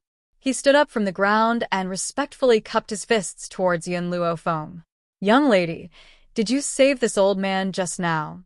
Yun Luo Feng glanced at him from the corner of his eye. "I just want to prove that the matter of you fainting has nothing to do with my sister. Fire, let's go." The old man still wanted to say something, but Yun Luo Feng did not give him the chance. After a moment, he disappeared in front of his eyes. He took a deep breath and said, "Investigate this girl's identity for me." "Yes, sir." The 2 guards cupped their fists and replied respectfully. Imperial Palace. In the Imperial study, a figure in bright yellow was reading through memorials.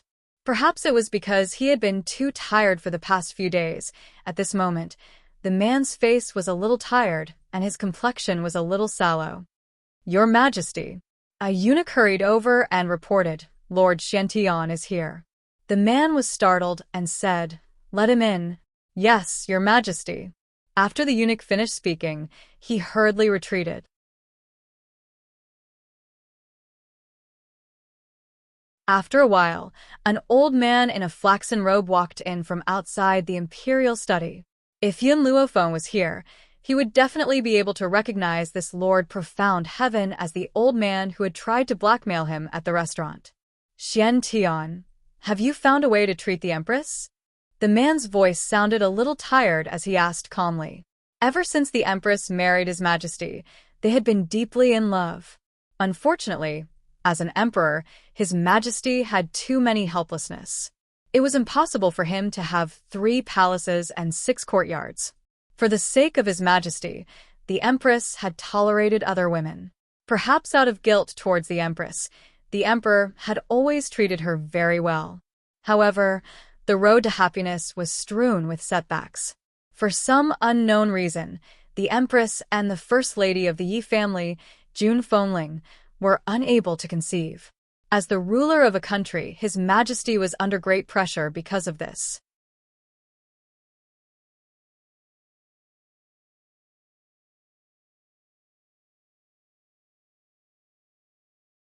Chapter 847.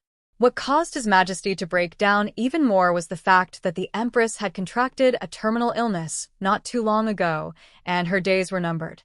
To save the Empress's life, he had issued an order.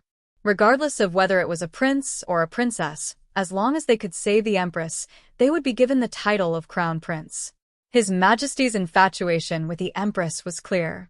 "Your Majesty, you know that I am suffering from an old illness. If it is not cured, I will faint at any time, and there is no way to treat it. There is no way to wake me up either. In the past, he would always keep track of the time and would not leave the house when he was in a coma. Hence, not many people knew about his old illness. Who would have thought that it would suddenly act up today?" And then, the man furrowed his brows and asked. Xian Tian smiled. "Then I met a woman. She only gave me a few acupuncture needles, and I woke up. Hence, I believe that the woman's medical skills are extremely high and no one in the Imperial Hospital can compare to her. If I can invite her over, perhaps she can cure my old illness." Even the Empress's illness, the man rose to his feet when he heard this. His eyes were filled with excitement and his breathing quickened. "Where is that woman? We will send someone to invite her here immediately." No. "We will invite her personally. As long as she can cure the Empress, we can ask for anything." "Your Majesty, I have already sent someone to investigate the woman's identity." I believe that we will have news very soon. However, I can see that the woman has a cold temperament and wealth may not be able to attract her. As such a powerful doctor, she must have no interest in wealth, but she should be interested in medicinal herbs, right? If she can cure the Empress, it doesn't matter if she has all the medicinal herbs in the imperial treasury. Xian Tian was shocked and stared in astonishment at the man's excited face. He did not expect her to offer such a great temptation. Xian Tian, we have owed the Empress too much all these years. If we had not hurt her heart so often, we would not have caused her to be childless for so many years. The man laughed bitterly. If we can cure the Empress, we can give up everything, even this country. Your Majesty. Xian Tian was shocked. He never thought that His Majesty would go to such lengths for the Empress. You don't need to persuade us. We have regretted it for so many years. What's the point of having so many concubines? The weight of those women in my heart cannot compare to the Empress. Especially with the Empress' serious illness this time, Zhen understands even more that Zhen cannot lose her. Xian Tian lowered his head. I respect Your Majesty's wishes, and will do my best to find that lady. Leave. The man waved his hand and sat down tiredly again. If there is any news of her, you must inform Zhen. Zhen will personally invite her to diagnose the Empress. Yes, Your Majesty. Xian Tian cupped his fists and retreated. As soon as he stepped out of the imperial study, he saw Jiang Mengyao walking towards him. In Tianyuan Nation, doctors had a high status, especially Xian Tian, who was the head of the imperial physicians. He didn't need to salute anyone except the emperor. Therefore, when he saw Jiang Mengyao walking over, he only nodded in acknowledgement. Master Xian Tian. Jiang Mengyao stopped in her tracks and smiled. I have some questions about medicine that I don't understand. Can I ask you a few questions? Xian Tian frowned and said, I'm sorry, Sixth Princess. I still have some matters to attend to. I'm afraid I don't have the time to teach you. Jiang Mengyao was startled, but she quickly regained her senses. She smiled and said, It's all right. When Master has time, Mengyao will ask you a few questions. She then pushed open the door of the imperial study and walked in.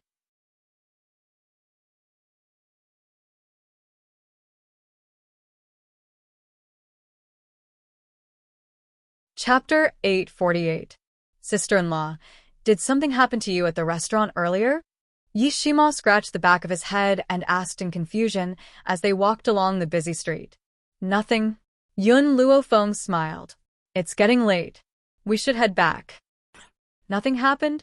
Then why did the people who were eating at the restaurant peek at you before we left? Sister-in-law, since you've come to the imperial city, I have to protect you as your brother. I can't let anyone bully you. Yishima patted his chest and said confidently. Yun Xiao could not stand Yishima acting like a hero in front of Yun Luofeng.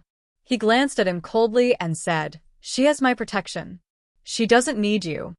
Her words didn't affect Yishima, so Yun Xiao added, You won't be able to protect her with your abilities. Yishima was speechless. Yun Xiao had hit his sore spot. Although he thought that he was talented, he could not be compared to Yun Xiao. Yi Qi, you're just a dog adopted by the Yi family. How dare you bark at us? Have you forgotten that you're a dog? Suddenly, an arrogant voice was heard on the busy street, attracting Yun Luofeng's attention. Yi Qi was surrounded by a group of people not far away. Her pretty face was flushed, and her eyes were filled with resentment. Yi Tianlin, I wouldn't have scolded you if you hadn't badmouthed my adoptive mother. You're the one in the wrong. I'm not at fault. Yi Qi bit her lip.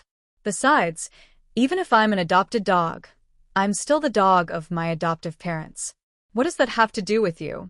Oh, what a protective dog. Yi Tianlin laughed.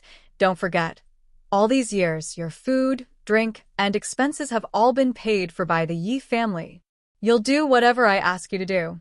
Now crawl between my legs. Otherwise, I'll make life miserable for both you and Yishima. Yi Qi clenched her fists angrily.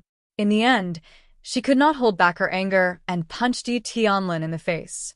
2 streaks of blood flowed from Yi Tianlin's nostrils. He wiped the blood from his nose, and his face darkened. Damned girl, how dare you attack this young master? Do you think your adoptive parents can protect you? Don't forget, the imperial princess is this young master's future sister-in-law. Yi Qi regretted it as soon as she punched Yi Tianlin. She couldn't help stepping back, but she was still unwilling to be outdone by Yi Tianlin. She said firmly, "What's so great about a royal princess? My sister-in-law is much better than her." Hee, Yi Tianlin sneered. Your sister-in-law? Are you talking about the wife of that bastard that Jun Fengling brought back? How could she be compared to the imperial princess? What a joke. Was her medical skills better than the princess, or was her family background better? Let me tell you, Princess Mingyao's master is a doctor who is second only to Master Xian Tian in Tianyan Nation. How do you think she can compare to Princess Mingyao? Of course, it was medical skills.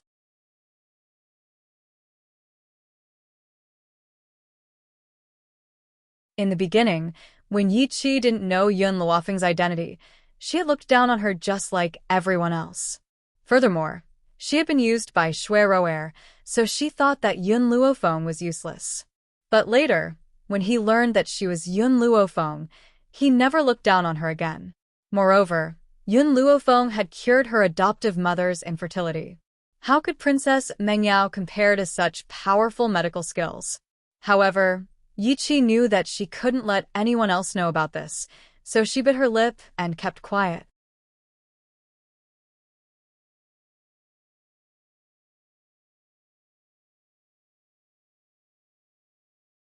Chapter 849. Seeing Yi Qi backing away, Yi Tianlin became more and more pleased with himself. He raised his eyebrows and said, Yi Qi, you must remember that you're just a dog in the family. When your master feeds you, just wag your tail and beg for mercy. Don't even think about resisting. Yi Tianlin said. Yi Qi glared at Yi Tianlin fiercely. Who would have thought that her glare would completely enrage Yi Tianlin? Damned girl, you still dare to be so arrogant. Men, give this girl a good beating. Yi Tianlin clenched his fists and ordered coldly, with a gloomy expression on his handsome face. Not only had this girl dared to hit him, but she was also unrepentant. Today, he would teach her a lesson. Yes, young Master Lin. In an instant, the group of guards behind Yi Tianlin rushed towards Yi Qi. One of the guards grabbed Yi Qi's arm tightly, while another threw a punch at her. In an instant, half of Yi Qi's face swelled up like a pig's head. Tears welled up in her eyes, but she stubbornly refused to let them fall. She glared at Yi Tianlin with her pretty eyes full of grief and indignation. Damned girl, who gave you permission to look at me like that? Yi Tianlin walked up to Yi Qi with his head held high. He held her chin tightly with his fingers and said with a creepy smile, What's the use of keeping a dog that dares to betray its master? Yi Tianlin raised his hand and slapped Yi Qi's face fiercely again. Yi Qi was so frightened that she closed her eyes and her eyelashes trembled slightly. However, she did not feel any pain from the slap. Her eyelids trembled, and she slowly opened her eyes. The man's back was facing Yi Qi. The hem of his clothes fluttered in the wind. His back was very thick, like a mountain, and it was very reassuring. In an instant, Yi Qi's heart skipped a beat. She stared at the man in front of her in a daze as an indescribable feeling surged into her heart.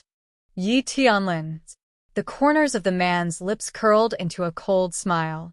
His handsome face was curled into a mocking smile. It seems that you've forgotten how I chased after you and beat you up a few years ago. Why? Now, you want the old dream to come true? A trace of panic flashed in Yi Tianlin's eyes, but he forced himself to calm down. He gritted his teeth and said, Back then, my uncle had a very high position in the Yi family, so I didn't dare to make a move against you.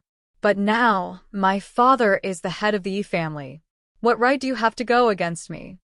What goes around comes around. Yi Jingchen used to have the highest status in the Yi family, but he ended up marrying a hen that couldn't lay eggs. Moreover, for so many years, for a woman who couldn't even bear a child, he wasn't even willing to take a concubine. As a result, the elders of the Yi clan became increasingly disappointed with him and even transferred their power to their own father. Yi Shimo raised his eyebrows and sneered. A few years ago, when I first came to the Yi family, I was able to beat you up so badly that you didn't dare to appear in front of me. A few years later, I can do the same. If you don't believe me, you can try. Yi Tianlin's expression changed. Facing Yi Qi, he would not be so panicked. After all, Yi Qi's talent was not very strong. However, he felt weak in front of Yi Shima. Let's go. Yi Tianlin clenched his teeth and waved his hand. He turned around and was about to leave with the Yi family's guards. At that moment, a powerful spiritual power hit him from behind. Caught off guard, Yi Tianlin fell forward quickly with a bang and fell to the ground in a sorry state.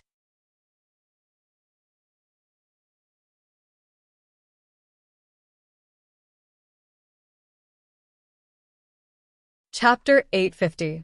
Who ambushed this young master? Yi Tianlin crawled up from the ground with great difficulty, his expression changing drastically as he roared. Just as he was looking for the assailant, a lazy voice with a flattering smile suddenly came from the front. I didn't ambush you. I did it openly. You didn't feel my attack, which means you're too stupid. The street that was enveloped by the setting sun was calm and tranquil. The passers-by who were originally walking to and fro, after noticing the unforeseen event in this area, all turned their gazes towards the young girl who was standing against the wind. It was only at this moment that the crowd finally understood what it meant to be dressed in white, to be able to cause the downfall of a nation. They had thought that Princess Mengyao was peerless enough, but compared to this girl in white, she paled in comparison by more than a level. She was, without a doubt, the #1 beauty in the world. Was it you who ambushed me just now? Yi Tianlin recovered from his shock and asked with a dark expression. The girl's lips curled into a lazy smile, but it was permeated with a chilling aura. I've already said that I didn't ambush you. I attacked you openly. Then, the girl turned to Yi Qi and asked, tell me what he said to humiliate mother. Yi Qi was stunned. He said that godmother is a hen that can't lay eggs, and he also said that godmother is a coquettish slut who seduced godfather and made him wear a green hat.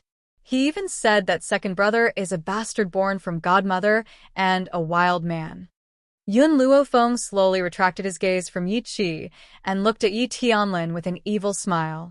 How about this? If you insult my mother, I'll slap myself 10 times, and if I say 2 times, I'll slap myself 20 times. I've always been fair, and I think that my mother is at a disadvantage if I only let you slap yourself. There were already many passers-by on the street, and they were all dumbfounded when they heard Yun Luofeng's words. Someone only insulted Jun Fengling once, and he wanted him to slap himself? And he even said that Jun Fengling would be at a disadvantage if he did that? Yi Tianlin was so angry that his handsome face turned red. You're too impudent. My father is the young master of the Yi clan, and my elder brother is the future son-in-law. If you dare to treat me like this, you will definitely have your 9 generations executed. Yun Luofeng narrowed his eyes, and a dangerous light flashed in them. Since you don't want to slap yourself, let me help you. Yi Tianlin was stunned. Before he could recover, he saw Yun Luofeng in front of him. Then, Yun Luofeng took out a few needles from who knows where and pierced them into his body. Immediately after, he felt his hand going out of control and fiercely slapping himself. Pa! After the slap, half of Yi Tianlin's face turned red, and the 5 finger marks were very clear, showing the strength he had used.